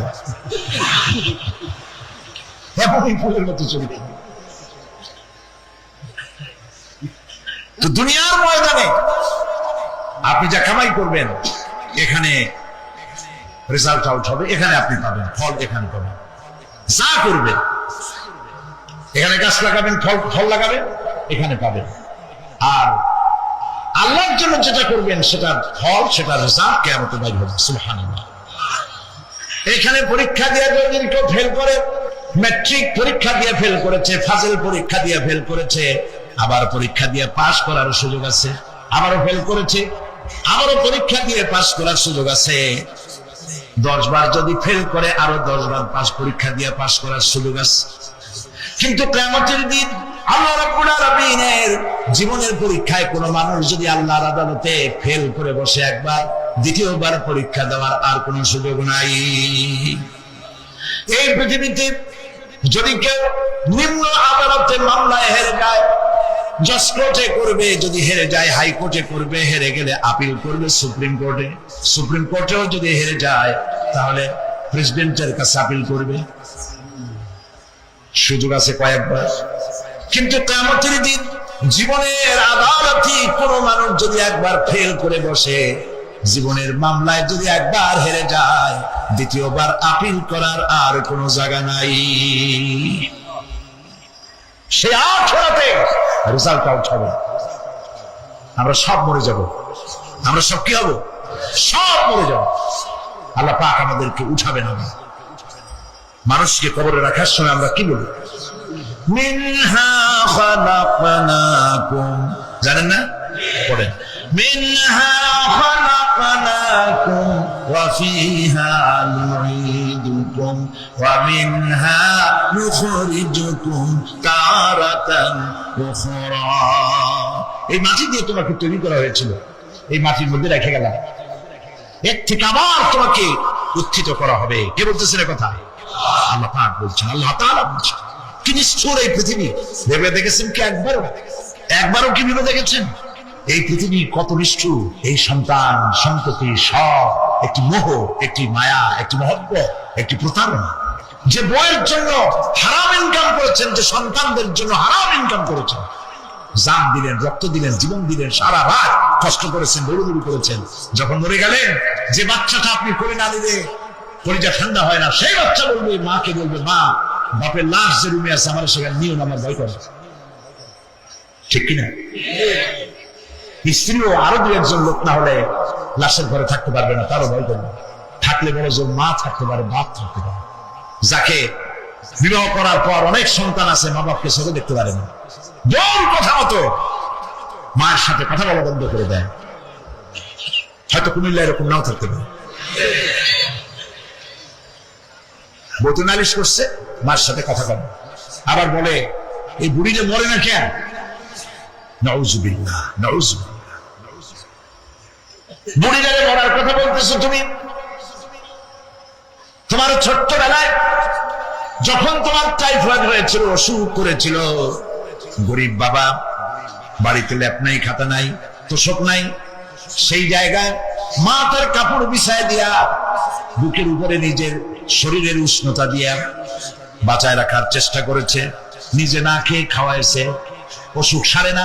মা ওই মুমূর্ষ বাচ্চার সেরানে তার মাথার কাছে বসে তাহাজ্জুদের নামাজ পড়ে কোরআন শরীফ তেলাওয়াত করে, চোখ দিয়া পানি পড়ে আর বলতে থাকে, রব্বুল আলামিন আমার জীবনটারে দিয়ে আমার কলিজার টুকরা সন্তানটারে বাঁচাইয়া দাও। যেই মা নিজের জীবন দিয়া সন্তান বাঁচাইতে চাইলো, সেই সন্তান আজকে বউ পাইয়া মাকে ভুলে যায়, মায়ের সাথে খারাপ ব্যবহার করে। আল্লাহ রাব্বুল আলামিন বলেছেন, মা বাবার সঙ্গে খারাপ ব্যবহার করো না, ভালোবাসায় কথা বলো।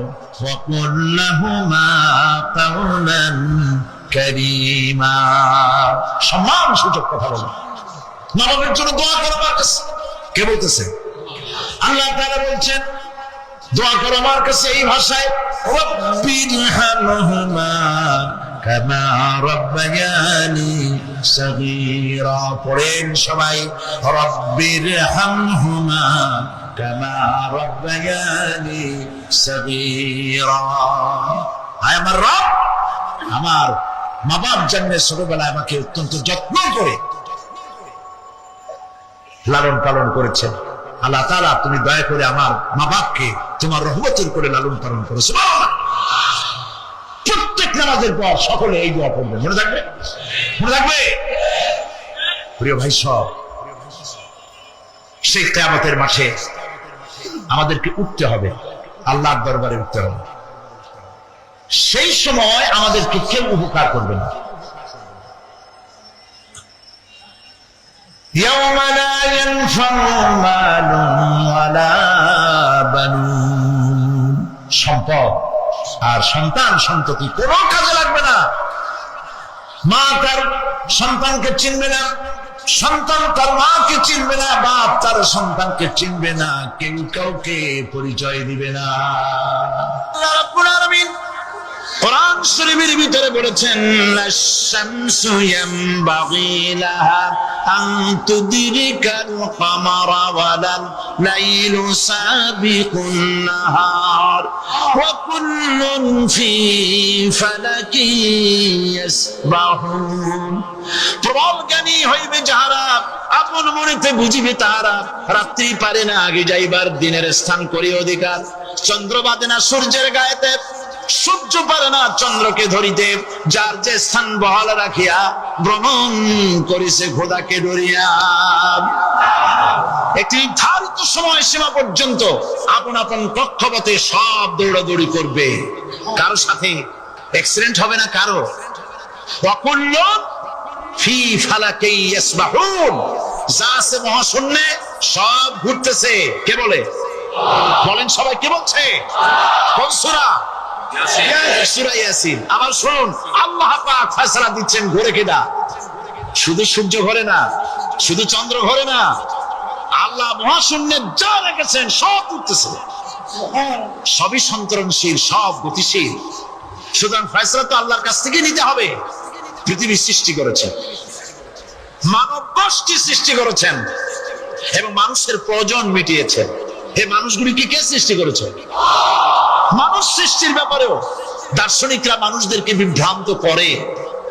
যা কলেজে বিশ্ববিদ্যালয়ে পড়ানো হয়, এই কোরআন শরীফ বিশ্ববিদ্যালয়ে পড়ানো হয়? হ্যাঁ হয়। কয়েকটা আয়াত, কয়েকটা সূরা পরীক্ষায় পাস করার জন্য একটু একটু অপশনাল রেখে দেওয়া হয়েছে। বর্তমান যে শিক্ষা কমিশন, শামসুল হক শিক্ষা কমিশন রিপোর্ট মন্ত্রী পরিষদে অনুমোদন করেছে বর্তমান সরকার। এই শিক্ষানীতিতে বলা হয়েছে ক্লাস 1 থেকে নিয়ে ক্লাস 5 পর্যন্ত ধর্মীয় শিক্ষা দিতে দেওয়া হবে না। তাহলে ক্লাস 5 পর্যন্ত যদি ধর্মীয় শিক্ষা না থাকে, তাহলে ক্লাস 6-7-এ ওঠার পর আলিফ জাওরা বাজাবর বা আনাকুম জানাকুম ছেলেরা পড়বে? মেয়েরা পড়বে?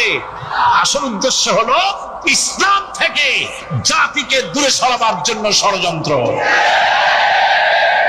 এই সরকারের প্রণীত শিক্ষানীতি আমরা মানি না। আপনারা মানেন?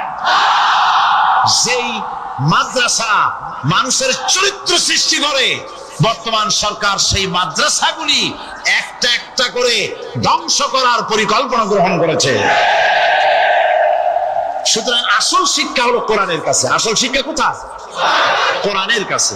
কোরআন যদি শিখানো হতো, কোরআন যদি শিখানো হতো কলেজে বিশ্ববিদ্যালয়, তাহলে গতকাল চট্টগ্রাম বিশ্ববিদ্যালয় থেকে যেসব ছেলেরা বিশ্ববিদ্যালয় কর্তৃপক্ষ কর্তৃক বরাদ্দকৃত, হাইজ্যাক করা নয়, বরাদ্দকৃত 4খানা বাস দিয়ে কোরআন শুনতে আসতে চেয়েছিল, বর্তমান সরকারের তথাকথিত সোনার ছেলেরা আসতে দিল না।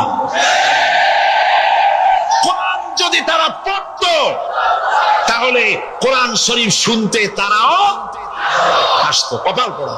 জোরে বলেন কি? আরো জোরে বলেন কি? কপাল পড়া। সব ভালো লাগে, কোরআন ভালো লাগে না। এদেরকে শিখানো হয়েছে, আরে তোমরা তো মানুষ না। বলে আমরা কি? তো তোমাদের ডারউইন বাবাজি বলে নাই, শোনো নাই? কি পড়ো টড়ো তোমরা, বুদ্ধি শুদ্ধি রাখো না। ডারউইন বলেছে, থিওরি অফ ইভলিউশনের মধ্যে বলেছেন মানুষরা বলে কি মানুষ হলো বান্দর। কপাল পোড়া কি কপালে লেখা থাকে? কাজে কামে প্রকাশ হয়ে যায়। ডারউইন বলল মানুষ না। আলফ্রেড বললেন মানুষই ঠিক, তবে মানুষ হলো সেক্স সর্বস্ব জীব। সেক্স সমস্যার সমাধান করলে মানুষের সব সমস্যার সমাধান হয়ে যাবে। কার্ল মার্কস বললেন মানুষ হলো পেট সর্বস্ব জীব, পেট সমস্যার সমাধান করে দিলে সব সমস্যা শেষ। আর ডারউইন বললেন মানুষই না, মানুষ কি বলে বান্দর। ওরাং ওটাং শিম্পাঞ্জি আর ব্যাং থেকে মানুষের উৎপত্তি হয়েছে। আমি যখন জীবনের প্রথম শিম্পাঞ্জি দেখলাম, ওরাং ওটাং দেখলাম, তখন আমি মনে করেছি যে ডারউইন খামোখা ভুল করে নাই। এইটা দেখেই ও মনে করেছে যে এই হচ্ছে আমার মাতামহের গোষ্ঠী, এ হলো পিতামহের গোষ্ঠী। আপনারা একটু মাথা কাটায় চিন্তা করেন, মানুষ যদি বান্দর থেকে হবে, আজও বানর ফরেস্ট এরিয়া আছে কিনা বাংলাদেশে? চিল্লায় বলেন আছে কিনা? তো মানুষ যদি বান্দর থেকেই হবে, আপনারা কি কোনোদিন দেখেছেন যে একটা বান্দরের কোমর পর্যন্ত মানুষের মতো হয়ে সারছে? আর কিছুদিন গেলেই পুরো মানুষ হয়ে যাবে, গলা পর্যন্ত মানুষের মতো হয়ে গেছে, আর কদিন গেলেই মানুষ হয়ে যাবে। দেখছেন কখনো? আচ্ছা আপনারা বলেন, পাবদা মাছ আপনারা চট্টগ্রামে কি বলেন? পাবদাই বলেন। পাবদা মাছ দেখতে কি মাছের মতো লাগে? বোয়াল মাছের মতো। কোন পাগলে কি বলছে কথা যে বোয়ালের পূর্বপুরুষ পাবদা? পাবদাগুলি পুটি টুটি খাইয়ে খাইয়ে আস্তে আস্তে বোয়াল হয়ে গেছে, একথা কেউ বলে? আচ্ছা শোলের যে ছোট সাইজ, শোল মাছ, গজাল মাছ, এর যে ছোট্ট সাইজ ভর্তা করে খায়, শুটকি বানায় খায়, ওগুলোর কি বলে? টাকি মাছ। এই টাকি মাছ দেখতে শোল মাছের মতো। কেউ পাগলকে আজ পর্যন্ত বলেছে যে শোল মাছের পূর্বপুরুষ টাকি, টাকিগুলা সারমার খাইয়া আস্তে আস্তে শোলে পরিণত হয়ে গেছে? কেউ বলেছে? বলো। ডারউইন কয় বোতল খাইয়ে যে এই মতবাদ লিখছে আল্লাহই ভালো জানে। যে বান্দরের থেকে মানুষ আবিষ্কার হয়েছে, নাউজুবিল্লাহ। এগুলি পড়ানো হয় কলেজে, বিশ্ববিদ্যালয়, তাই আমাদের সোনার ছেলেরা বান্দরামি করে। ওদের যদি পড়ানো হয়তো তোমরা বান্দরের গোষ্ঠী নও, তোমরা মানুষ। মর্যাদা কার বেশি, বান্দরের না মানুষের? এই পৃথিবীর প্রথম মানুষকে আদম আলাইহিস সালাম। আদম হইছেন কি দিয়ে? মাটি দিয়ে। আল্লাহ রাব্বুল আলামিন যিনি মানুষ সৃষ্টি করেছেন, তিনি কোরআন শরীফের ভিতরে বলে দিয়েছেন। আমি প্রথমেই বলেছি, আপনারা লক্ষ্য করুন, এই কোরআন তাবিজের কিতাব নয়, এই কোরআন তদবিরের কিতাব নয়, ঝাড়ফুঁকের কিতাব নয়। কোরআন হলো পৃথিবীর মানুষের জন্য কোড অফ লাইফ, পূর্ণাঙ্গ জীবন বিধান। সবকিছু আল্লাহ পাক কোরআনের ভিতরে বলে দিয়েছেন, কোন জিনিস বাদ দেন নাই। আপনি আমি কেমনে সৃষ্টি হয়েছি আল্লাহ পাক কোরআনের ভিতরে বলেছেন, ইন্না খালাকনাকুম মিন তুরাবিন সুম্মা মিন নুতফাতিন সুম্মা মিন আলাকাতিন সুম্মা মিন মুদগা। নিষ্প্রাণ মাটি দিয়ে তোমাকে উৎপন্ন করা হয়েছে, নিষ্প্রাণ মাটি উপাদান দিয়ে তোমাকে তৈরি করা হলো। মায়ের পেটের ভিতরে এক ফোঁটা নাপাক পানি জমাট রক্তে পরিণত হয়ে গেল, জমাট রক্ত আস্তে করে গোশতপিণ্ড হলো, গোশতপিণ্ডকে সুন্দর করে সাজায়া হাড্ডি গুড্ডি বানায়া স্ট্রাকচার তৈরি করে তারপরে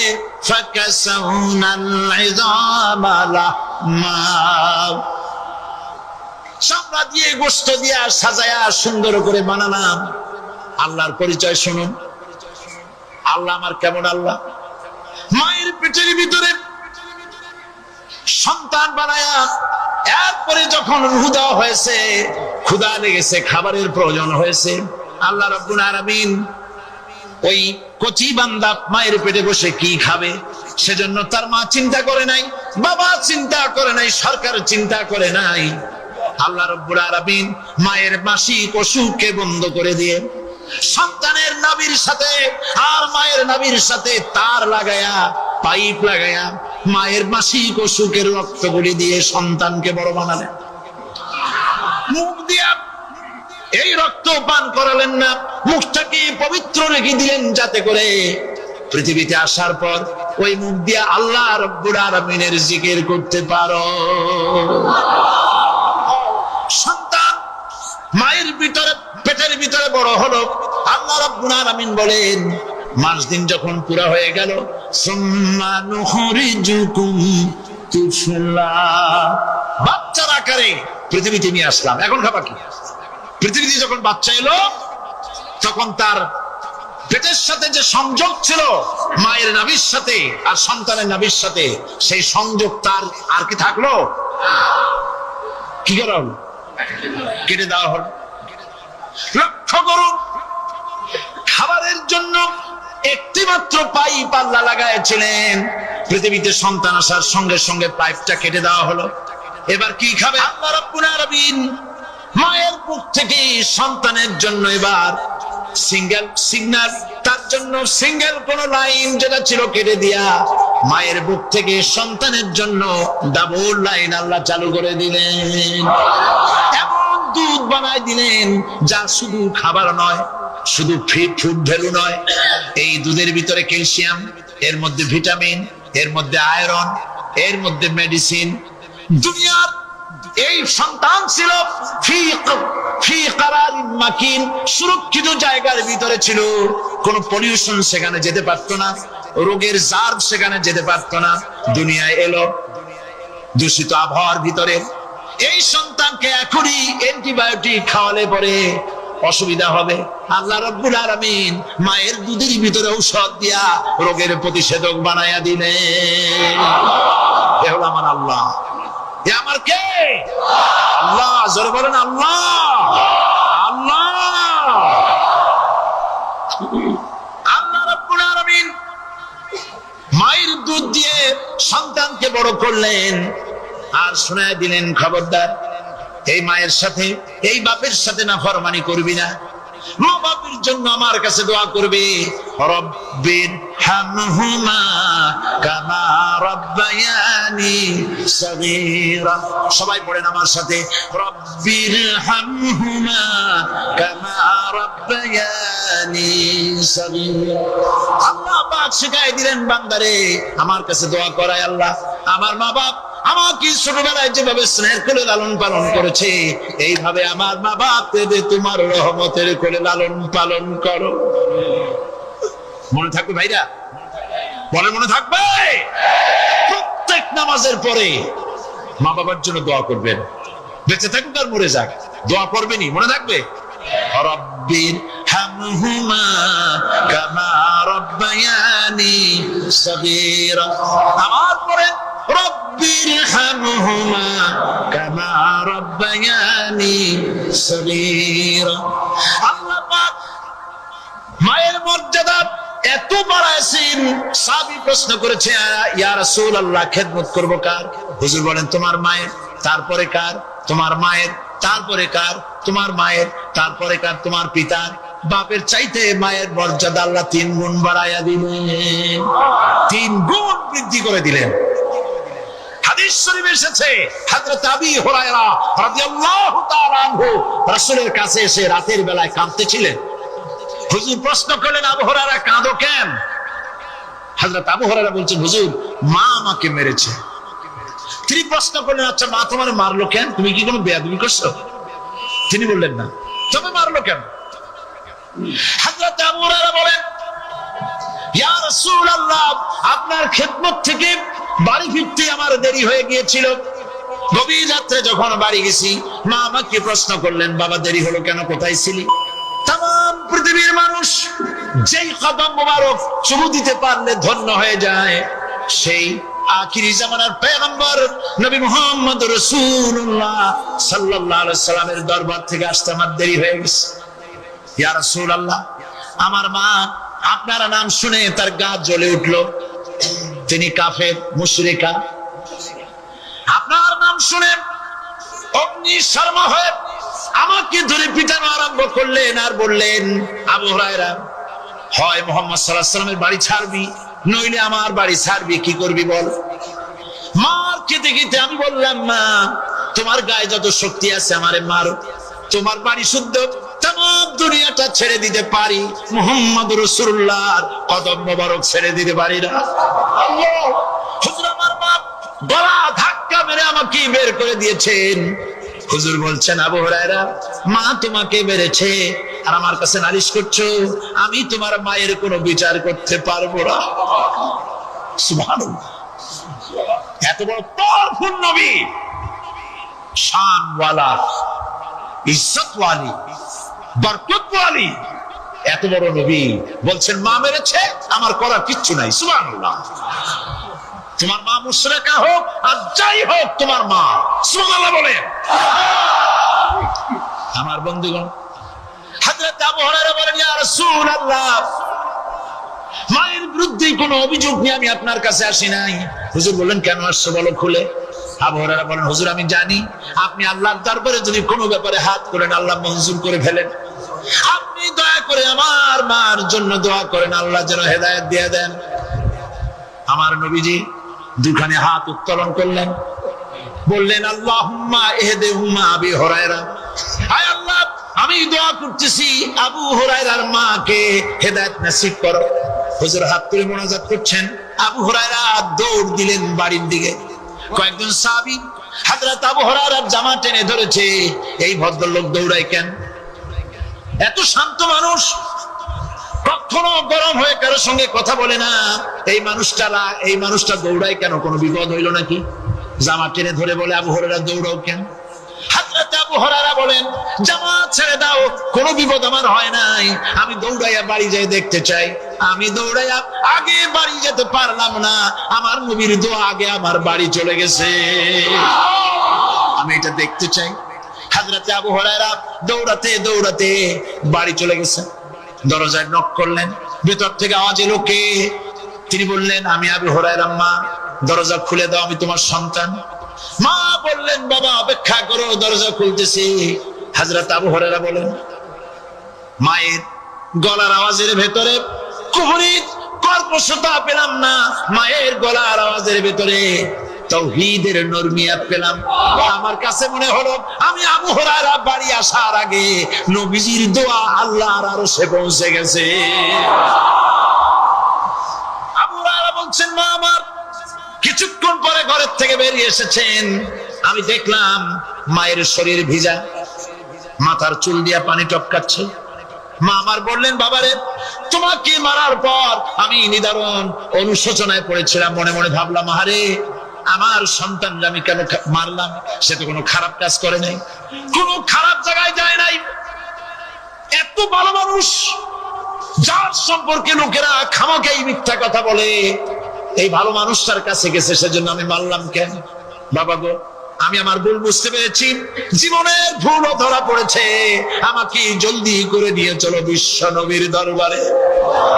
হযরত আবু হুরায়রা মা রাসূলুল্লাহর খেদমতে এসে ঘোষণা করলেন, আশহাদু আল্লা ইলাহা ইল্লাল্লাহু ওয়াহদাহু লা শারীকা লাহু ওয়া আশহাদু আন্না মুহাম্মাদান আবদুহু ওয়া রাসূলুহু।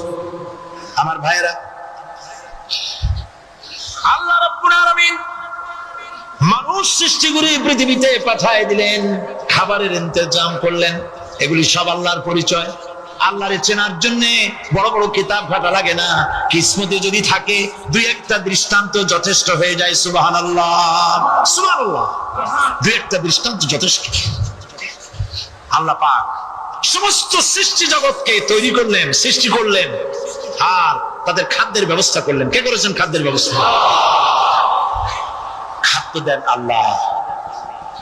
কিন্তু অহংকারী যারা, তারা বলে দেশের বাম্পার ফলনের জন্য সমস্ত কৃতিত্ব সরকারের। বলেন আস্তাগফিরুল্লাহ, বলেন নাউজুবিল্লাহ। এদের একজন বলছিল, 3 বছর কিছু দিবার পারুম না। লোকেরা কয় আমরা না খাইয়ে থাকুম, আল্লাহ কয় আমিও দেহুম, কদ্দুর পারো না খাইয়ে থাকতে। ফসল কে দেন? জোরে বলেন, কে দেন? বাম্পার ফসলের ফলনের দাবি সরকার করতে পারে না, এটা কুফরি, এটা শিরক। জমিনের ফসল কে দেন? আকাশের বৃষ্টি কার? পানি কার? সার কার? সব আল্লাহ পাক। আল্লাহ পাক কোরআন শরীফে বলেছেন, لئن شكرتم لأزيدنكم ولئن كفرتم إن عذابي لشديد। আমার নিয়ামতের শুকর যদি আদায় করো বাড়ায় দেব, আর যদি কৃতজ্ঞ হও শুকরিয়া আদায় না করো মস্ত বড় শাস্তি দেব। ফসল দেই আমি, আর শুকরিয়া আদায় করো তোমার বাজানে, ঠিক কিনা? শুকরিয়া আদায় করে কার? বাজানে।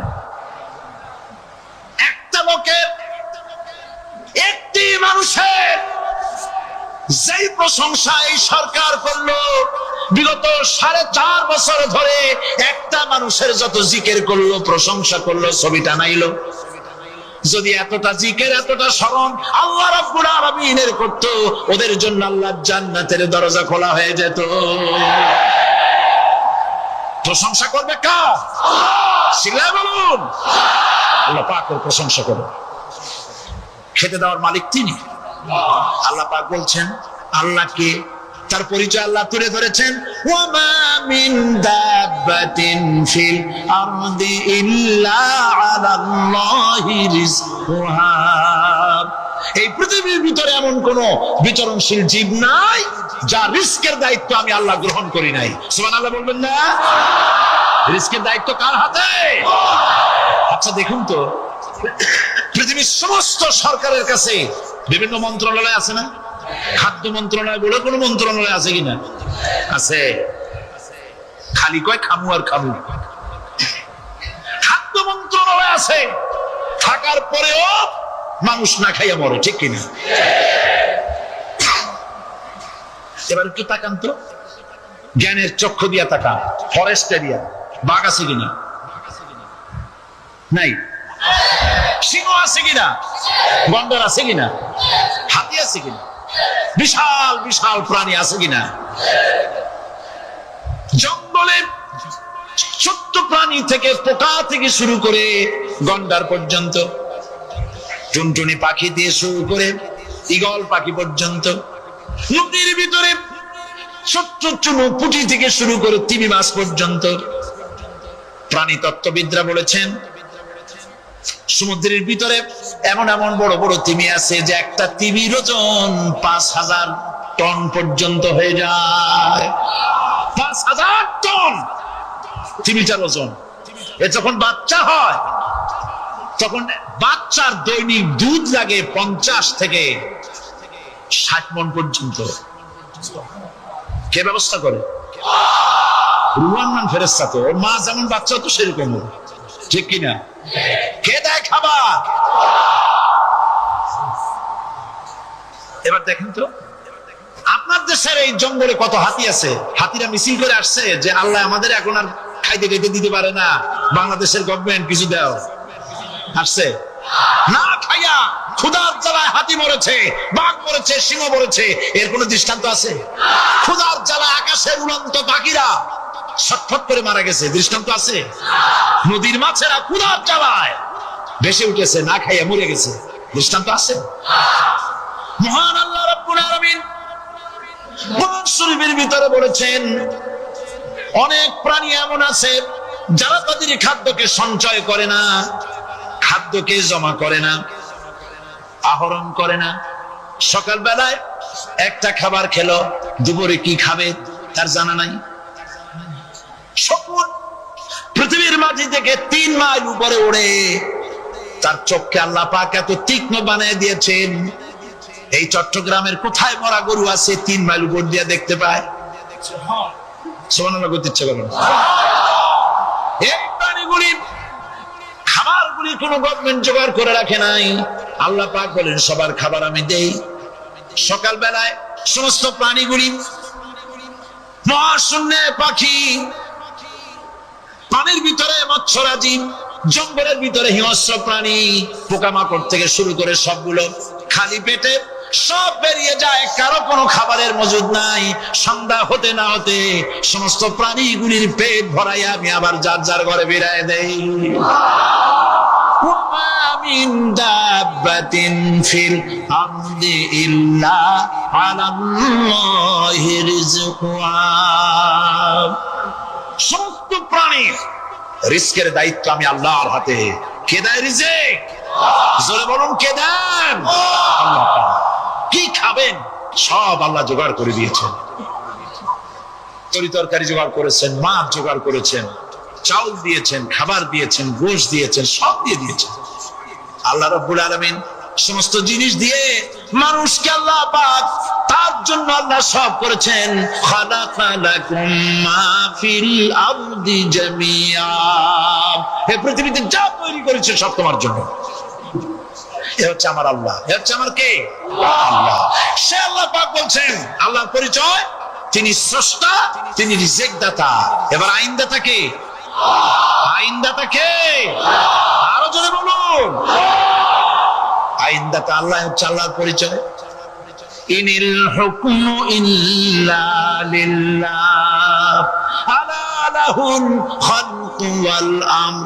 সৃষ্টি যার, আইন চলবে তার। আমার দেশে আল্লাহর আইন চলছে? আমাদের দেশের কল কারখানা, ক্ষেত খামার, অফিস আদালত আল্লাহর আইন অনুযায়ী চলে? চলে না। বরং আল্লাহর আইনকে মুছে ফেলার জন্য নিজেদের আইন সৃষ্টি করার জন্য প্রচেষ্টা চালানো হচ্ছে। আল্লাহর আইন মানুষের জন্য সব থেকে বেশি উপযোগী, কারণ সৃষ্টি করেছেন কে?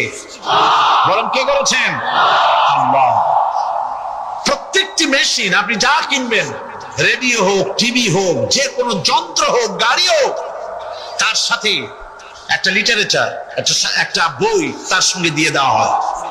ওই বইয়ের মধ্যে লেখা থাকে এটা কিভাবে চালানো হবে, অপারেট করা হবে, তার সিস্টেম লেখা থাকে। আপনার ইচ্ছা মতো চালাইলে হবে না। এই মানব গোষ্ঠীকে সৃষ্টি করেছেন। এখন আপনি যদি আপনার আইন মতো চালান, তা কি চলবে? চলবে না। আপনি আপনার আইন মতো চালাচ্ছেন, ভালোভাবে চলতেছে? চলতেছে না। স্বরাষ্ট্রমন্ত্রী বলতেছেন সন্ত্রাসীদেরকে মাটির তলা থেকে খুঁজে বের করা হবে, কিন্তু নাকের উপর দিয়ে ব্রিফকেস চুরি হয়ে যায়, উনি তা ধরতে পারেন না। এই হলো আইন। অনাবরত খুন হচ্ছে, অনাবরত সন্ত্রাসী তৎপরতা চলছে। আর ওরা বলছেন আগের থেকে এগুলি চলে আসছে, একজনের খুনের বিচার না হইলে এরকম খুন তো হইতেই থাকবে। তাহলে খুনকে, হত্যাকে, সন্ত্রাসকে সরকার জাস্টিফাইড করছেন। নাউজুবিল্লাহি মিন যালিক। এই জন্য আইন হতে হবে আল্লাহর। আইন হতে হবে কার? চিল্লায় বলেন, আল্লাহ পাকের আইন হতে হবে। আমি একদিন পার্লামেন্টে বলেছিলাম, আমার দেশের নেতা নেত্রীরা বারবার হজ করতে যান, উমরা করতে যান, সেখান থেকে আসার সময় কি আনেন? আতর, পাথর, সুরমা, আজগুরমা, এই কিছু নিয়ে আসলেন। কিন্তু আমি বলেছি, আপনারা কি কিছু চোখে দেখেন না? পার্লামেন্টে এইভাবে বক্তৃতা করেছে, কিছু চোখে দেখেন না? আমি প্রশ্ন করে আমি আবার জবাব দিচ্ছি,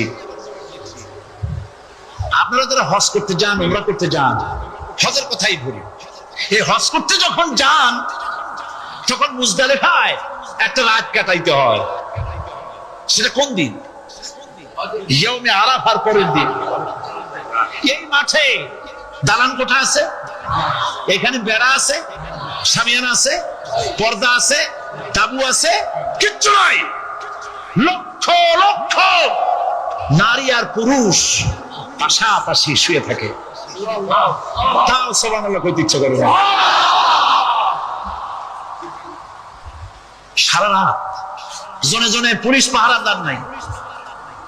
কিরকম মেয়ে এলো, চাঁদের সৌন্দর্য হার মানায় দিতে পারে এরকম সুন্দরী। এরকম সুন্দরী নারী, সুদর্শন পুরুষ পাশাপাশি রাস্তার ধারে মরুভূমির ভিতরে সারা রাত কাটাচ্ছে। ইয়ৌমে আরাফার পরের রাতটা, একটা রাত পুরা। এভাবে চলতেছে বছরের পর বছর, শতাব্দীর পর শতাব্দী, সহস্রাব্দীর পরে সহস্রাব্দী।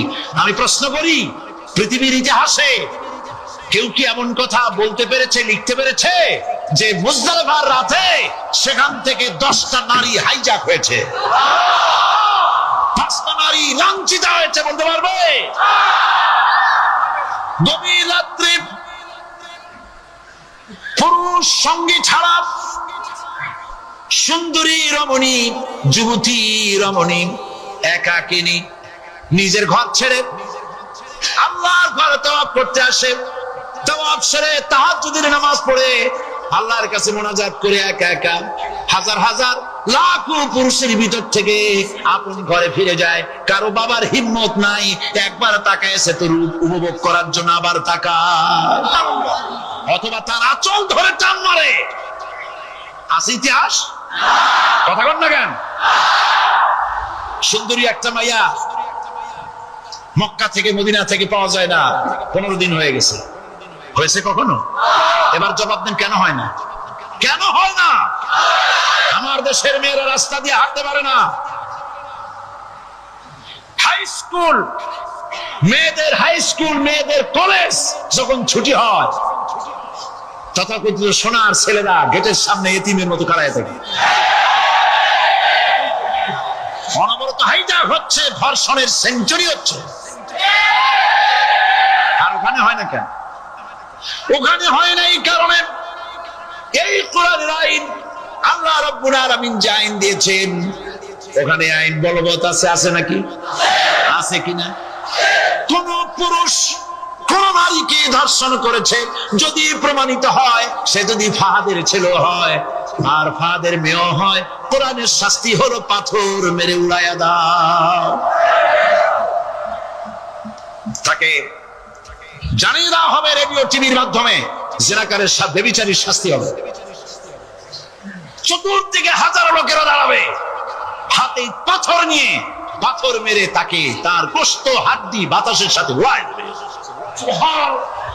একজন মানুষ আর একজন মানুষকে খুন করলো, এই আসামি ধরা পড়ে গেল, কোরআনের শাস্তি হলো যখন ধরা পড়বে প্রমাণিত হবে যেমন ভাবে হত্যা করেছে পরেও হত্যা করো। এই দৃশ্য, এই আইন যদি বাংলাদেশে যদি এই আইন চালু হয়ে যেত, খুনের আসামি ধরা পড়েছে, জেনার আসামি প্রকাশ্য ময়দানে এলো, সাক্ষী প্রমাণে কোর্টে প্রমাণিত হলো সত্যি সে খুনি। এই বিশাল আউটার স্টেডিয়ামের মাঝখানে খুনিকে দাঁড় করাও, চতুর্দিকে হাজারো লাখো মানুষ থাকুক, রেডিও টিভির ক্যামেরা কার্যকর হবে, পত্র পত্রিকার সাংবাদিকরা আসবে, তরবারির আঘাতে খুনির কল্লাটা উড়ায় দাও, দেহটা নিঃসার হয়ে জমিনে পড়ে যাবে। এই দৃশ্য যারা দেখবে সচক্ষে, রেডিওতে, পত্র পত্রিকায়, আর 1 বছরের ভেতরে খুন করার হিম্মত কারো কলিজায় উঠবে? জিনাকারের পাথর মেরে দেওয়া, পাথর মেরে উড়িয়ে দেওয়ার শাস্তি যদি চোখে কেউ দেখে, জিনা করার পুলক আর জাগবে?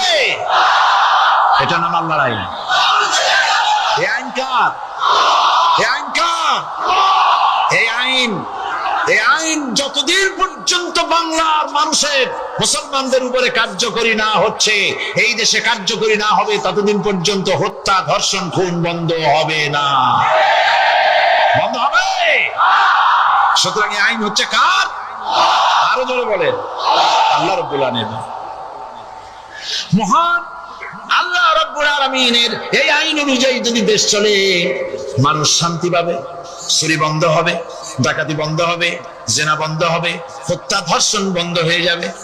নবীজি এমন একটি আইন চালু করে দিয়ে, কোরআনের বিধান চালু করে দিয়ে এমন একটা সমাজ চালু করেছিলেন, যে সমাজ সম্পর্কে হুজুর নিজে বলেছেন, খায়রুল কুরুনে কারনি, সর্বশ্রেষ্ঠ যুগ হলো কার যুগ? আমার যুগ। সুবহানাল্লাহ বলেন। রাসূলের যুগ হলো সর্বশ্রেষ্ঠ যুগ। সেই কোরআন, সেই হাদিস আজও আছে না নাই? বলেন জোরে, আজও আছে না নাই? সেই কোরআন এবং সুন্নাহ দিয়ে দেশ শাসন হোক, এটা কি আমরা চাই? কারা কারা চাই? দু হাত উঁচু করে রাখুন। কোরআনে কারীম বলছে, লিল্লাহি মা ফিস সামাওয়াতি ওয়া মা ফিল আরদ। আকাশ এবং জমিনের ভিতরে যা কিছু আছে সব কিছুর মালিকানা কার? জোরে বলেন কার? আল্লাহ রাব্বুল আলামিন হচ্ছেন এর একচ্ছত্র মালিক। সুতরাং বান্দাদের কাছে কিছুদিনের জন্য এগুলিকে আমানত রাখা হয়েছে। আমাদের ঘর আছে, বাড়ি আছে, ব্যবসা আছে, বাণিজ্য আছে, জায়গা আছে, জমিন আছে, গরু আছে, বাছুর আছে, এই সবগুলি কিছুদিনের জন্য আমাদের কাছে কি রাখা হয়েছে? আমানত। আমানতের মাল আপনি আপনার ইচ্ছা মতো খরচ করতে পারবেন না। আমানতের মাল কি ইচ্ছা মতো খরচ করা যায়? যায় না। আমানতের মালকে খরচ করতে হলে মূল মালিকের ইচ্ছা অনুযায়ী খরচ করতে হবে। মূল মালিককে আল্লাহ রাব্বুল আলামিন বলছেন, ইন্নাল্লাহা ইশতারা মিনাল মুমিনিনা চর্বি সকালবেলা খাবে, ফামা আসবাহাতুকুম ইল্লা জিরাআতুন সুমা। হাদিসে আছে ওই ব্যক্তির সব ক্যান্সার ভালো হয়ে যায়। আমার সাথে যোগাযোগ করবেন, কোনো পয়সা লাগবে না। গরিব মানুষ হলে আমি নিজের টাকা তার বিকাশে দিয়ে দেব। আর ডাক্তার কাছে যাও, আগে নাকের মধ্যে চেষিয়ে নেবে, গু নেবে, এরপরে টাকা দিয়ে বিল করবে 1,04,825 টাকা 30 পয়সা। হাইরে শালা ডাকাত, এদিক টাকা গোপালগঞ্জ বাড়ি, কিচ্ছু করতে পারবি না। আল্লাহ রসুল যেটা বলেছে, যারা ক্যান্সার আছো কোনো টাকা লাগবে না, বরং টাকা যদি তোর না থাকে আমার কাছে যাবি, আমার বাড়ি যাবি, যাওয়া আসার যে ভাড়া আমার জাকাত ফান্ডের থেকে আমি দিয়ে দেব। আমার মেয়েরা ছেলেরা বিভিন্ন রাষ্ট্র থাকে, যে টাকা লাগে আমি দেব। দেখেছিস গোপালগঞ্জেরা কত দূরে, দেখছিস? এমনি রাষ্ট্রের ক্ষমতা থাকি না। হা হা, একটা টান মারি দিলাম। কিসের টাইম তো গোপালগঞ্জে গোপালে আসছে, আবার টাইম দেখিস কেন? এই জামার দিক তাকান। এবার 1 নম্বর ঈদুল ফিতর, এরকম কোন 1 নম্বর ঈদুল ফিতর, 2 নম্বর ঈদুল আযহা, 3 নম্বর ঈদ হলো ঈদুল ইয়াউমাল জুমা। হুজুর বলেন সারা জীবনে যদি তুমি ঈদুল ফিতরের নামাজ, ঈদুল আযহার নামাজ পড়ো, তার চাইতে বেশি নেকি হলো জুমার নামাজ। আর সারা জীবনে জুমার নামাজ যদি তুমি পড়ো, তার চাইতে বেশি নেকি হলো ইয়াউমাল আরাফাতের দিন। আর 5ম এর চাইতে বেশি নেকি হলো ঈদ মিলাদুন নবী। বাবু মাজা ফি মিলাদুন নবী সাল্লাল্লাহু আলাইহি ওয়াসাল্লাম, তিরমিজি শরীফের জলদে সানি মূল কিতাবের 203 পৃষ্ঠা। বাবু মাজা ফি মিলাদুন নবী সাল্লাল্লাহু আলাইহি ওয়াসাল্লাম আকবারু মিন্নি ওয়া আনা আকদাবু মিনহু ফিল মিলাদ। ক্বালা রাআইতু খাসকাত তায়রুল ফিলফিল আহদারা মুহিলান। ক্বালা আবু ঈসা হাযা হাদিসুন হাসান। এটা যদি তিরমিজির মধ্যে না থেকে কোরআন মাথায় নিয়ে বললাম আমার 2 কোটি টাকা তাকে আমি দিয়ে দেব। যদি হাদিসটা না থাকে, হাদিসের নাম্বার হলো 3619। ইসলামী ফাউন্ডেশন অনুবাদ করেছেন 3619 নম্বর হাদিস। আর মূল হাদিস হলো বাবু মাজা ফি মিলাদুন নবী সাল্লাল্লাহু আলাইহি ওয়াসাল্লাম, 203 পৃষ্ঠা, একেবারে উপরে। বুখারী মুসলিম তিরমিজি পড়াইতে পড়াইতে আমার কাছে কখর বইয়ের মতন মনে হয়। আলিম দেখছিস, দাদারে তো দেখিস না। আমার বুড়োকালে কেন আন্দোলন করতে হবে? যারা মুসলমান, যারা আহলে সুন্নাত ওয়াল জামাত, আহলে সুন্নাহ যারা আছে, তারা মিলাদ পড়বেন। মিলাদ পড়া ফরজও না, ওয়াজিবও না, এটা সুন্নাতে আমিয়া, এটা সুন্নাত, অথবা কেউ কেউ বলে মুস্তাহাসান। আপনি ইচ্ছে করে, আল্লাহ কোরআনে বলেন ফাইদা ফারাগতা ফানসাব ইলা রাব্বিকা ফারগাব, নামাজের